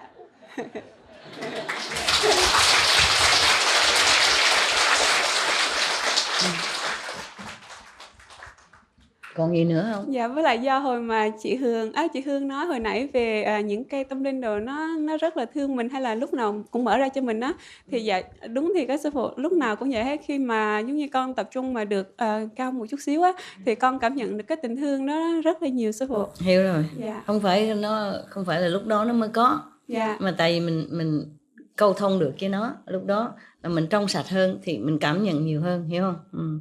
Ví dụ như mà bận rộn quá đó, thì nhiều khi điện thoại nó reng mình không nghe nữa. Nhiều khi mình ngồi trước tivi nhưng mà mình ngồi nghĩ đâu á, chẳng có thấy gì hết đó, phải không? Ví dụ như mấy con ve ở bên này nữa, nó kêu lung tung hết, mà lâu lâu chị Hai mới nghe. Đấy, tại vì nó kêu cả ngày nhưng mà nhiều khi mình đâu có để ý đâu, hiểu không? Vậy thôi, chứ lúc nào nó cũng có hết. Dạ, con chỉ muốn cảm ơn sư phụ rất nhiều. Thôi, không có chi, cảm ơn. Còn ai nữa không? Còn chúng sanh nào? Từ kinh thiên động địa gì nữa? Rồi. Con quên mất, có một cái này rất là quan trọng nhưng mà con lâu lắm rồi mà con quên mất. Con đi đến một tinh cầu sư phụ. Ở đấy nó có rất là nhiều động vật, mỗi một loại nó ít nhưng mà nó rất là to lớn, có gấp đôi địa cầu mình. Rồi có gấp đôi động vật của địa cầu mình chứ không phải cái động vật đó nó gấp đôi địa cầu mình. Nó lớn, dạ, mỗi một con chẳng hạn như con voi thì nó lớn gấp đôi cái con voi của nhà mình. Phải không? Ok. Nói vậy người ta tưởng con vật gì mà nó lớn hơn quả địa cầu. Dạ không phải. Thì người ở đấy thì người ta cao khoảng hơn 2 mét đấy sư phụ. 2 mét trở lên. Họ ở đấy rất là hài hòa, họ sống rất là cùng với nhau, hài hòa. Và họ có một cái dòng nước rất là trong và cùng nhau chung sống ở đấy. Nhưng có một điều là khi mà con thăm viếng cái hành tinh đấy thì con thấy cái người ở đấy họ đang bị con người làm ô nhiễm hay là đang có người của mình hả? Con không biết. Có người nào đó. Dạ, con không biết nhưng mà con thấy họ đang bị áp lực bởi một cái gì đó. Con thấy con người ở đây họ có một cái miếng gì ở đây này con không có nhìn rõ, nhưng mà họ đây thì khi mà con nhìn thấy trong cái họ đang có một cái gì đó trục trặc, nghĩa là có xảy ra vấn đề ở trên đó, thì con mới hỏi là có thể giúp gì được không, thì họ bảo con, họ không nói gì, họ chỉ nhờ con mang một cái thông điệp tới, nhưng mà xong rồi họ mới dùng cái đầu của họ đấy sư phụ, họ để lên đầu của con này, truyền cho con một cái thông điệp. Hiểu rồi. Nhưng mà con không có biết thông điệp là gì hết. Về nhà quên mấy rồi. năm rồi đến bây giờ mà con cũng không biết, con làm gì được. Không sao đâu. Dạ. Sư phụ biết rồi. Họ kêu cứu mà, hiểu không? Thì họ truyền cho nhà ngươi thì sư phụ biết, hiểu không? Con thấy họ ở trên đấy họ đang có vấn đề. Hết rồi. Dạ. Còn con kể luôn một trải nghiệm nữa. Ok. Dạ, sư phụ nói là ông mặt trời ấy, thì khi mà đồng tu ngồi thiền nhiều dưới mặt trời ấy, thì rất là có lợi ấy. Nhưng mà hôm đó con ngồi thiền ấy thì con không biết là con phải đi vào năm huyền không nữa, nhưng mà con đã nhìn thấy sư phụ trong hình dáng của một khối, không phải là ông mặt trời mà là một khối ánh sáng hoàng kim, ở trong đó có những cái mặt trời, những ông mặt trời, là một khối rất là lớn. Thưa sư phụ, sư phụ đến, sư phụ nói ta đến rồi, ta là thượng đế đến rồi. Vâng, thế là con mới bảo sao sư phụ đến với một khối ánh sáng màu hoàng kim nhưng mà trong cái hình dáng của những cái ông mặt trời. Hiểu rồi. Con nói với đồng tu là cố gắng ngồi càng nhiều càng tốt. Thực ra đây, tất cả mọi cái đều là sư phụ, hóa thân của sư phụ, và tất cả mọi cái đều là sư phụ đã cho chúng con rất là nhiều. Ok. Dạ, con cảm ơn sư phụ nhiều. Con chỉ ước mong sao sư phụ thật khỏe mạnh và có thêm nhiều niềm vui để sống nốt cuộc đời còn lại thế giới này. Thank you very much. Muốn đi xuất gia rồi bỏ ông chồng với mấy đứa con cho ai nè, mà nằng nặc đòi hoài. Bởi vì là khi mà con biết sư ốm, con ở bên trong con học được rất là nhiều. Con biết rất là nhiều với ông chồng, ông cũng biết rằng là con biết. Ông chồng ông ấy biết, thì bọn con cũng thương lượng với nhau rồi sư phụ. Thế con thấy mình cũng không có giúp được gì mà ở trong, mà mấy đứa nhỏ nó cũng lớn rồi sư phụ, nó độc lập lắm. Vâng. Bao lớn rồi, mập lắm. Một đứa nhỏ út cũng 12 tuổi rồi, nó vào trung học hết rồi sư phụ. Vâng. Xong rồi con lúc sư mà ốm thì con chỉ còn biết là con muốn giúp sư phụ. Con chỉ biết là con muốn dứt bỏ hết cái thế giới này. Con chỉ muốn lúc đấy tâm của con chỉ muốn đến gần sư phụ, cảm thấy giảm được bớt làm một chút cho sư phụ. Hiểu rồi. Con cũng chịu, con muốn bớt bỏ hết mọi cái. Dạ, nhưng mà bây giờ hết ốm rồi, cái hết muốn rồi phải không? Đã không phải. Không phải, ok, Từ hiểu. lúc nào cũng Ok. nếu mà có Thì- cơ hội lúc nào mà sư phụ cần con có thể dọn bỏ không, hết. không biết cần cái gì, nhưng mà nếu cô muốn thì ở lại được bao lâu thì ở vậy đó, thử hiểu không? Nếu không nhớ nhà nhớ cửa rồi tính sao, phải không? Nhiều người cứ muốn xuất gia nhưng mà đi hồi cái nhớ ba, nhớ má, nhớ con, nhớ cái, nhớ nước, nhớ non, nhớ cái thùng này kia. bởi vì sư phụ biết không, khi mà con đi qua cái tam giới mà lúc đấy con mới biết sự hiện hữu của sư phụ, sự rất sự là cần thiết sư phụ. Nếu như mà không có sư phụ, không có minh sư, không có chìa khóa, không có lực lượng của thượng đế, thực ra nhân loại rất là đau khổ sư phụ, không thể nào đi lọt qua được cái tam giới đấy. Cho nên là lúc đấy thì con mới cảm nhận được rằng sư phụ rất là quan trọng đối với nhân loại, đối với con người. Cái thứ nữa là khi mà con bước vào trong cái healing power, cái lực lượng chữa lành ấy sư phụ, con không biết làm thế nào cả. Lúc đấy con vô đó mà cũng không biết. Dạ, rồi lúc đầu thì không biết, nhưng mà sau rồi biết, bởi vì họ dần dần họ dạy. Bởi vì lúc mình mới vào thì mình còn ngỡ ngàng, rồi sau họ dạy thì bắt đầu con biết. Thế nhưng mà thực ra con biết rằng sự hiện hữu của sư phụ, kể cả hóa thân hay là pháp thân hay là sự hiện hữu ngay bây giờ, đối với chúng con thật sự rất là quan trọng. Trong cái quá trình tâm linh, cái quá trình học hỏi, kể cả bên trong lẫn bên ngoài. It's good that you know. Yeah. Okay. Con không biết miêu tả bằng cái lời nói, bởi vì tất cả mọi cái nó bằng một cái thứ lực lượng mà mình phải tự mình mới có thể cảm nhận được, cho nên là không thể diễn tả được. Một cái sự vĩ đại không thể nào diễn tả được. Nếu như con nói con thương sư phụ, hoặc là con có thể chết về sư phụ, hoặc cái lọ kia, đấy chỉ là nói những lời phỉ báng sư phụ. Cái đấy không, nếu mà đã nhìn thấy cái sự vĩ đại ở trong cả cái vũ trụ, người ta đều nhìn thấy. Nếu mà mình chỉ nói I love you, cái đấy thực ra là đang hủy báng sư phụ. Cho nên con cũng không thể nào dùng được cái lời nói gì để mà miêu tả một cái mà con đã nhìn thấy. Hiểu rồi. Nếu họ nói I love you là họ thành tâm họ nói. Cái tâm của họ được lớp bao nhiêu là họ nói bấy nhiêu là cũng đúng lắm, chứ không phải phỉ báng gì đâu. Rồi, nhưng mà so với cái hiểu mà con nhìn thấy ở bên trong, hiểu, thì thực sự nếu mà để mà tả thì con cảm thấy nó không đáng gì. Hiểu rồi. Vâng. I know. Sư phụ biết không, khi mà con thấy những chúng sinh ở bên trên cao ấy, họ nhìn xuống, họ thương xót sư phụ như thế nào. Bởi vì lúc đấy con cũng ở trên đấy nhìn xuống, cái thân thể sư phụ to lớn như vậy mà chúng sinh thì bấu xé vào đó, mà sư phụ thì hy sinh một cách không thể nào mà diễn tả lên lời. Con chỉ nhìn như vậy mà con đã òa lên, con khóc. Bởi vì ở trong cái từ trường đấy thì mình mới cảm nhận được. Nếu không thể nào mà cảm nhận được tất cả mọi cái đấy, không có thể dùng lời nói, ngôn ngữ để diễn tả. Nó là từ trường, kể cả cái một sự khao khát muốn biến đổi thế giới của sư phụ, nó cũng là một cái từ trường chấn động, chứ nó không phải là cái lời nói này, cũng không thể nào diễn tả được. Hiểu rồi. Cho nên là chỉ có đi vào trong đấy thì mới biết rằng cái sự quý trọng cái pháp môn Quan Âm, cái sự quý trọng thầy của mình như thế nào. Hoặc là khi mà nhìn thấy thầy sư phụ mang cái lực lượng ở bên trên kia như thế nào, vất vả như thế nào, một cách nghiêm nghị như thế nào để mà mang đi xuống cái địa cầu này, cứu giúp cho địa cầu này. Mà con không hiểu tại sao chúng sinh ở địa cầu này tình thương như một hạt bụi, nhưng mà tại sao sư phụ có thể hy sinh tất cả cho cái chúng sinh ở địa cầu này. Tại vì không có ai làm hết. Rồi cuối cùng thì sư phụ cũng lại vì chúng sinh của địa cầu này mà ở lại cho niên kỷ rất là lâu, cũng chỉ vì hòa bình, rồi là an lạc, rồi là cho tất cả. Tại vì tuy là chúng sanh ở đây họ là giả tưởng, nhưng mà khi họ đau khổ thì họ cảm thấy là thật sự là đau khổ, hiểu không? Không thể mình nói với nó cái bà kia phải đau răng đau bụng, mình nói cái đó là giả thôi. Hiểu không? Hoặc là khi họ đói khát như là cực khổ như vậy thì mình tới nói giả thôi. Tại mình biết cái sự đó rất là thật đối với họ, hiểu không? Thí dụ tại vì sư phụ cũng có mang cái thân nhục thể đó, nhục thể của mình nhiều khi đau sư phụ biết đau, phải không? Nhiều khi bị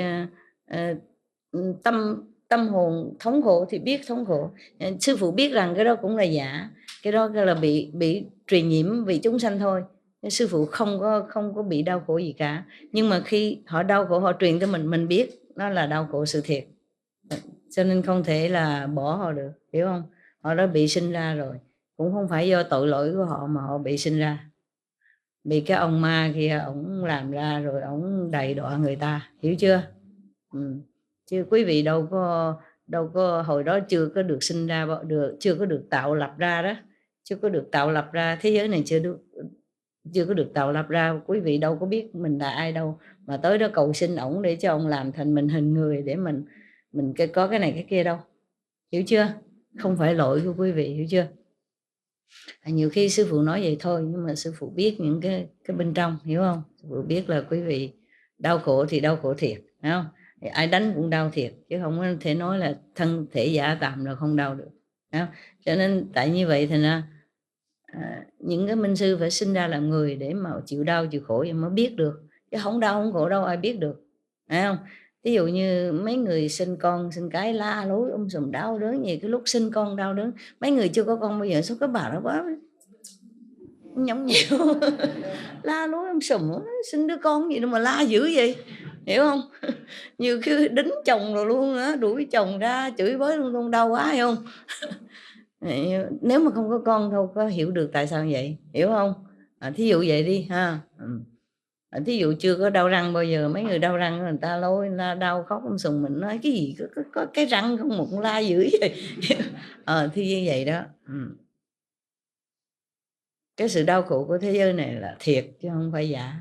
Cái thế giới nó giả nhưng mà quý vị không ai biết giả nữa, thành ra trong cái sự đau khổ nó rất là trầm trọng ha. Cũng như địa ngục, tức là thân thể là giả, cho nên người ta cắt tới cắt lui, sống lại rồi cắt nữa, sống lại cắt nữa, phải không? Thế phải giả chứ, nếu mà thân thể mà thiệt thì đâu cắt bao nhiêu lần vẫn còn lặp lại sống như hoài, hiểu không? Như vậy đó. Mà giả thiệt đó, khi nào mình nhắm mắt mình chết đó, thì mình đâu có còn cử động gì nữa, đâu biết gì nữa đó, tức là đúng là giả mà.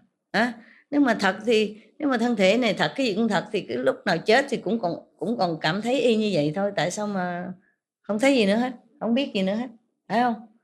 Hoặc là cái lúc mà bệnh mị mê mệt hoặc là ngất xỉu rồi đó, không cảm thấy gì nữa hết, tức là nó giả thiệt đó.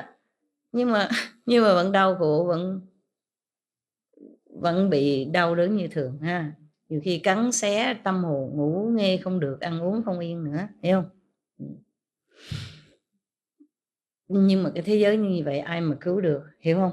Ai cứu được họ? Nếu không có người cứu thì làm sao, phải không? Tức là đời đời kiếp đau khổ hoài. Từ cái đau khổ này nó dẫn tới cái đau khổ khác, phải không?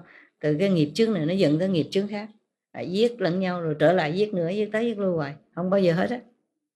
Phải có người thương hại mà giúp đỡ chứ ha. Tại vì nhân loại họ mù mịt, họ helpless á, tức là tiếng Việt nói là gì? Bó tay á, thấy không? Không có lực lượng nào, không có tự mình giải thoát được. Một người bị cột trói từ đầu tới chân vậy, làm sao họ mở trói cho họ được, hiểu không? Thì phải có người lại, nguy hiểm gì đâu cũng phải ráng là cứu họ, hay không? Có nhiều khi á, những cái cạm bẫy đó mà ví dụ những con vật đó bị sa hùng, sa bẫy, sa hố này kia đó hả, rồi nó đâu có lên được hả? Mà có người xuống cứu nó, hoặc là con vật khác xuống cứu nó, nhiều khi nguy hiểm tới tánh mệnh nhưng mà cũng phải xuống. Nếu không xuống, cái con vật nó bị chìm ở dưới đó, đâu có tự mình lên được, hiểu không? Ví dụ vậy. Sư phụ nói thì cũng không hết lời đâu. Những cái chuyện này ở bên trong á, cái tình thương bên trong nó khác cái tình thương bên ngoài á. Như thí dụ như nó I love you này kia thì cảm thấy mình love thiệt á, nhưng mà cái đó chưa có thấm vô đâu hết thôi, chứ không phải là mình cố ý nói láo. Nhưng mà nếu mà so sánh với cái tình thương thiệt á thì không có đáng gì thôi, chứ không phải là họ nói như vậy là không đáng gì, hiểu không? When they say they love me, they really mean it. They feel it with all their heart. But this is just human. Yeah, they don't know greater love. Greater love seems like no love. In the eyes of the human, you don't feel it. You feel a little bit. If you feel too much of this love every day, you die. You cannot bear it. It's such a love like this and nobody else knows. You understand? And it will overwhelm you and you feel like, how come, you will not know what to do. Maybe too much, too much. It's like children and give too much some food. Just give milk only. Yeah. Somebody translate it or something? Yeah. I'm just worried about outside. Yeah. If they hear outside, it's good. Outside people, everybody have translation? Yeah? What's happening out there? Thông dịch từng nhóm nhỏ nhỏ. Ok, vậy là tốt. Còn không mai mốt rồi coi lại tape mà ha. You can upload all this on internet for everyone to look at. Huh? I was thinking the other day when we have a retreat here, if we possible, we connect as many country internet as possible. They can watch it at home or not? I mean live. Huh? Live. I'm not sure if it's possible. I'm not sure if we have enough manpower and equipment here. You know, I don't know if our band here is a broadband or narrow band. I don't know anything. If can, if not, just upload on our internet and then from there they upload on their country internet and their area internet, and they can see, these days at least. So from now on, if you come here, you just on time, you just gather somewhere, together in here or together there, and then I come and see wherever we gather, then I sit down. Okay? Yeah. It's also okay to take turn like this. No? So many Vietnamese, my God. How many Chinese? It's more than this, I guess. More, huh? Then they can't come up here, right? But it could be like if tomorrow you're outside, then half a Chinese upstairs, half a Chinese downstairs, then maybe okay. Yeah. Maybe, who knows, one day we might be lucky, and you meditate good and you behave well, and maybe we have a better place. Who knows? I said maybe. Maybe better than nothing. Huh? Maybe better than nothing. Maybe better than nothing.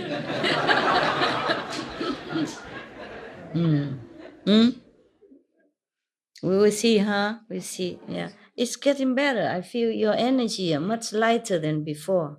Even the last retreat was heavy. Everybody says better, but for me, I didn't feel all that better. Yeah. This time it's really much better. Yeah. So I'm very happy, meaning you have done something good outside, or you really more sincere in your practice, and you've gone higher up now. Okay? Yeah, so I don't feel that heavy. Yeah, it's cool. It's cool. Thank you. I have to thank you.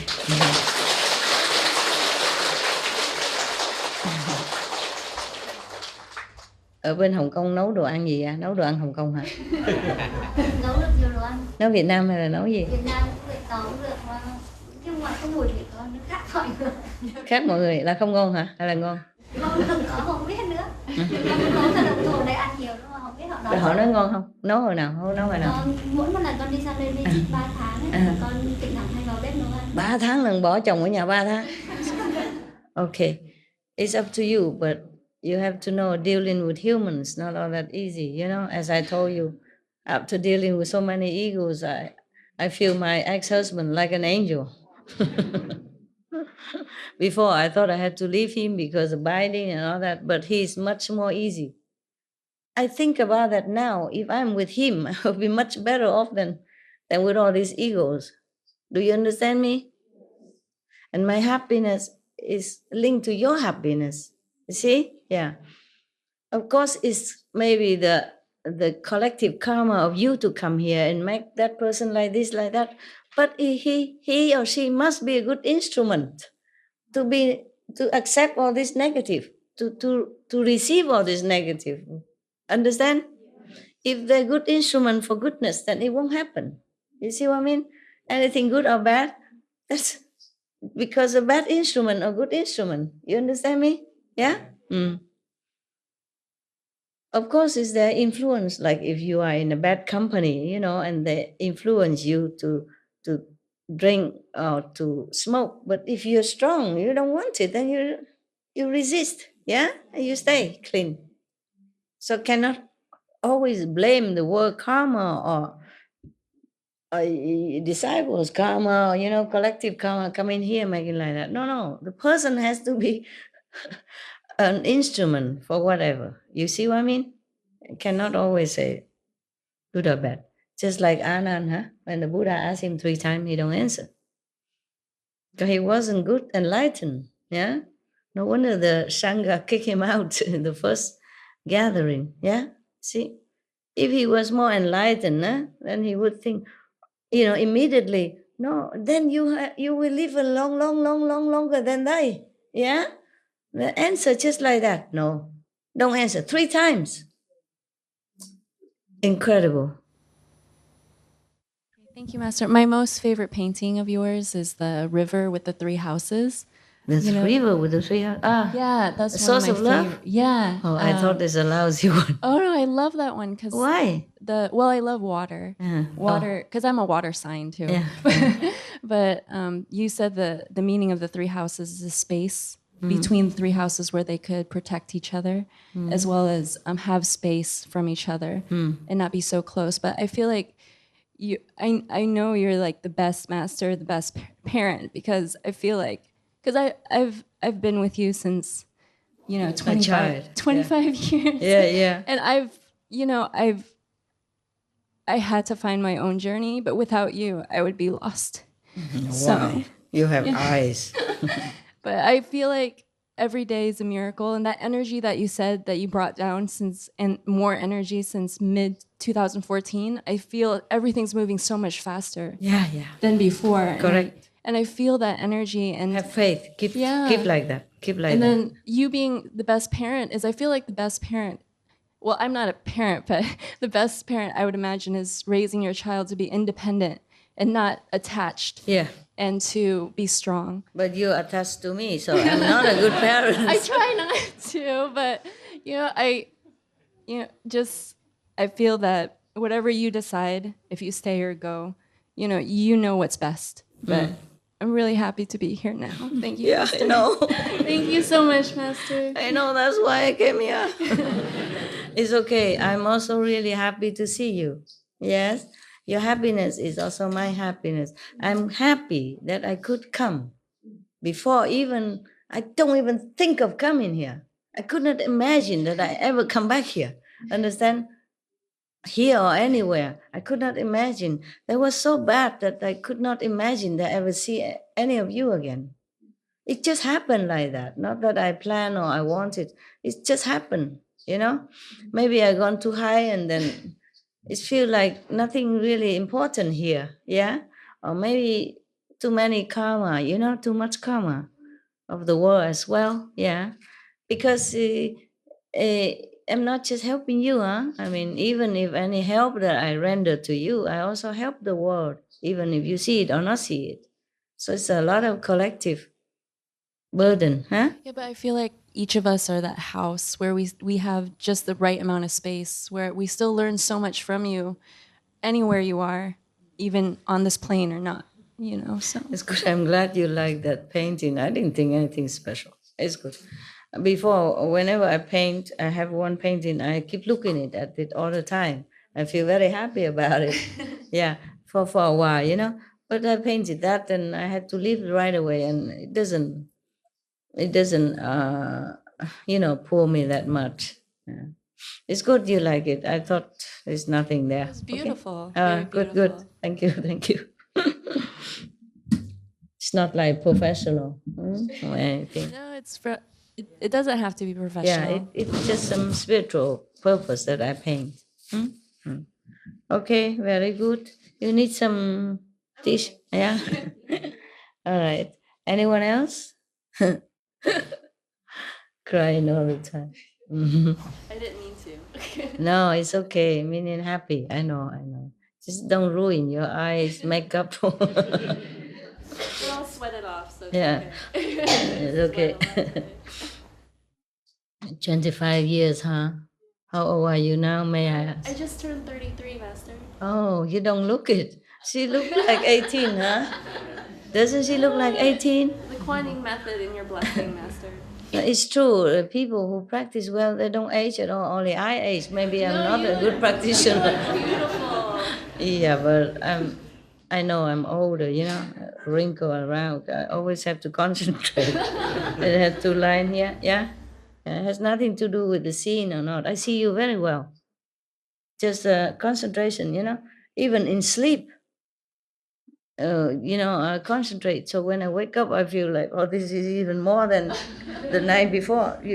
After you sleep, you're supposed to have more relaxing eyebrow and everything. I feel more squeezing together.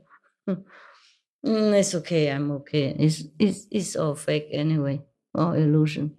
I'm just here for you. Otherwise, this world means nothing much. I'm just here for, because of people suffering. Otherwise, I know already it's nothing. Nothing here. Nothing is anything here. Just because people don't know that, so I have to stay. The earth people don't know it, so they suffer. So I have to stay. Yeah. Just like you already passed through kindergarten, but your kids like it. You have to bring them there, stay with them, and then bring them back and forth, until they grow up. Because for the kids, kindergarten is fun, yeah. And like a little bicycle for kids, you can't ride it, but you try and it's a good, yeah, wonderful, thing like that. But you don't really need that bicycle, and you don't think that bicycle is really that wonderful. But you say wonderful. It's true also because your kid, your child think this is wonderful. So for his standpoint, it is wonderful. That's what it is. Yeah, okay? That's why I protect this planet. I tell people what to do and all that, because for them it's important. This world is important for them and for their children and grandchildren. They should protect it, if I have a Mercedes, I drive Mercedes, I wouldn't tell the neighbor, oh, your bicycle is nothing, throw it out, stamp on it, See what I mean? Yeah, I cannot say, oh, your bicycle is so black and cheap. Look at my car, Mercedes, yeah?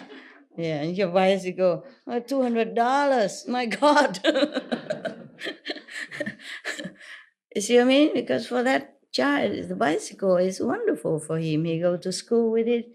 He went out shopping. He went to see his friends, Yeah. For him, it's the world. Yeah, his world, or motorcycle, or whatever he has. Okay. Yeah. All right, good. If nothing else, then we meditate, huh? You meditate for a while and then, it's already 0:59. It means 1 o'clock, huh? Huh? Too early for you. It's good. We also need to rest, huh? Rest your eyes. Go all day you watching TV and look at me, and so you need to rest. Also, I also need rest. Please.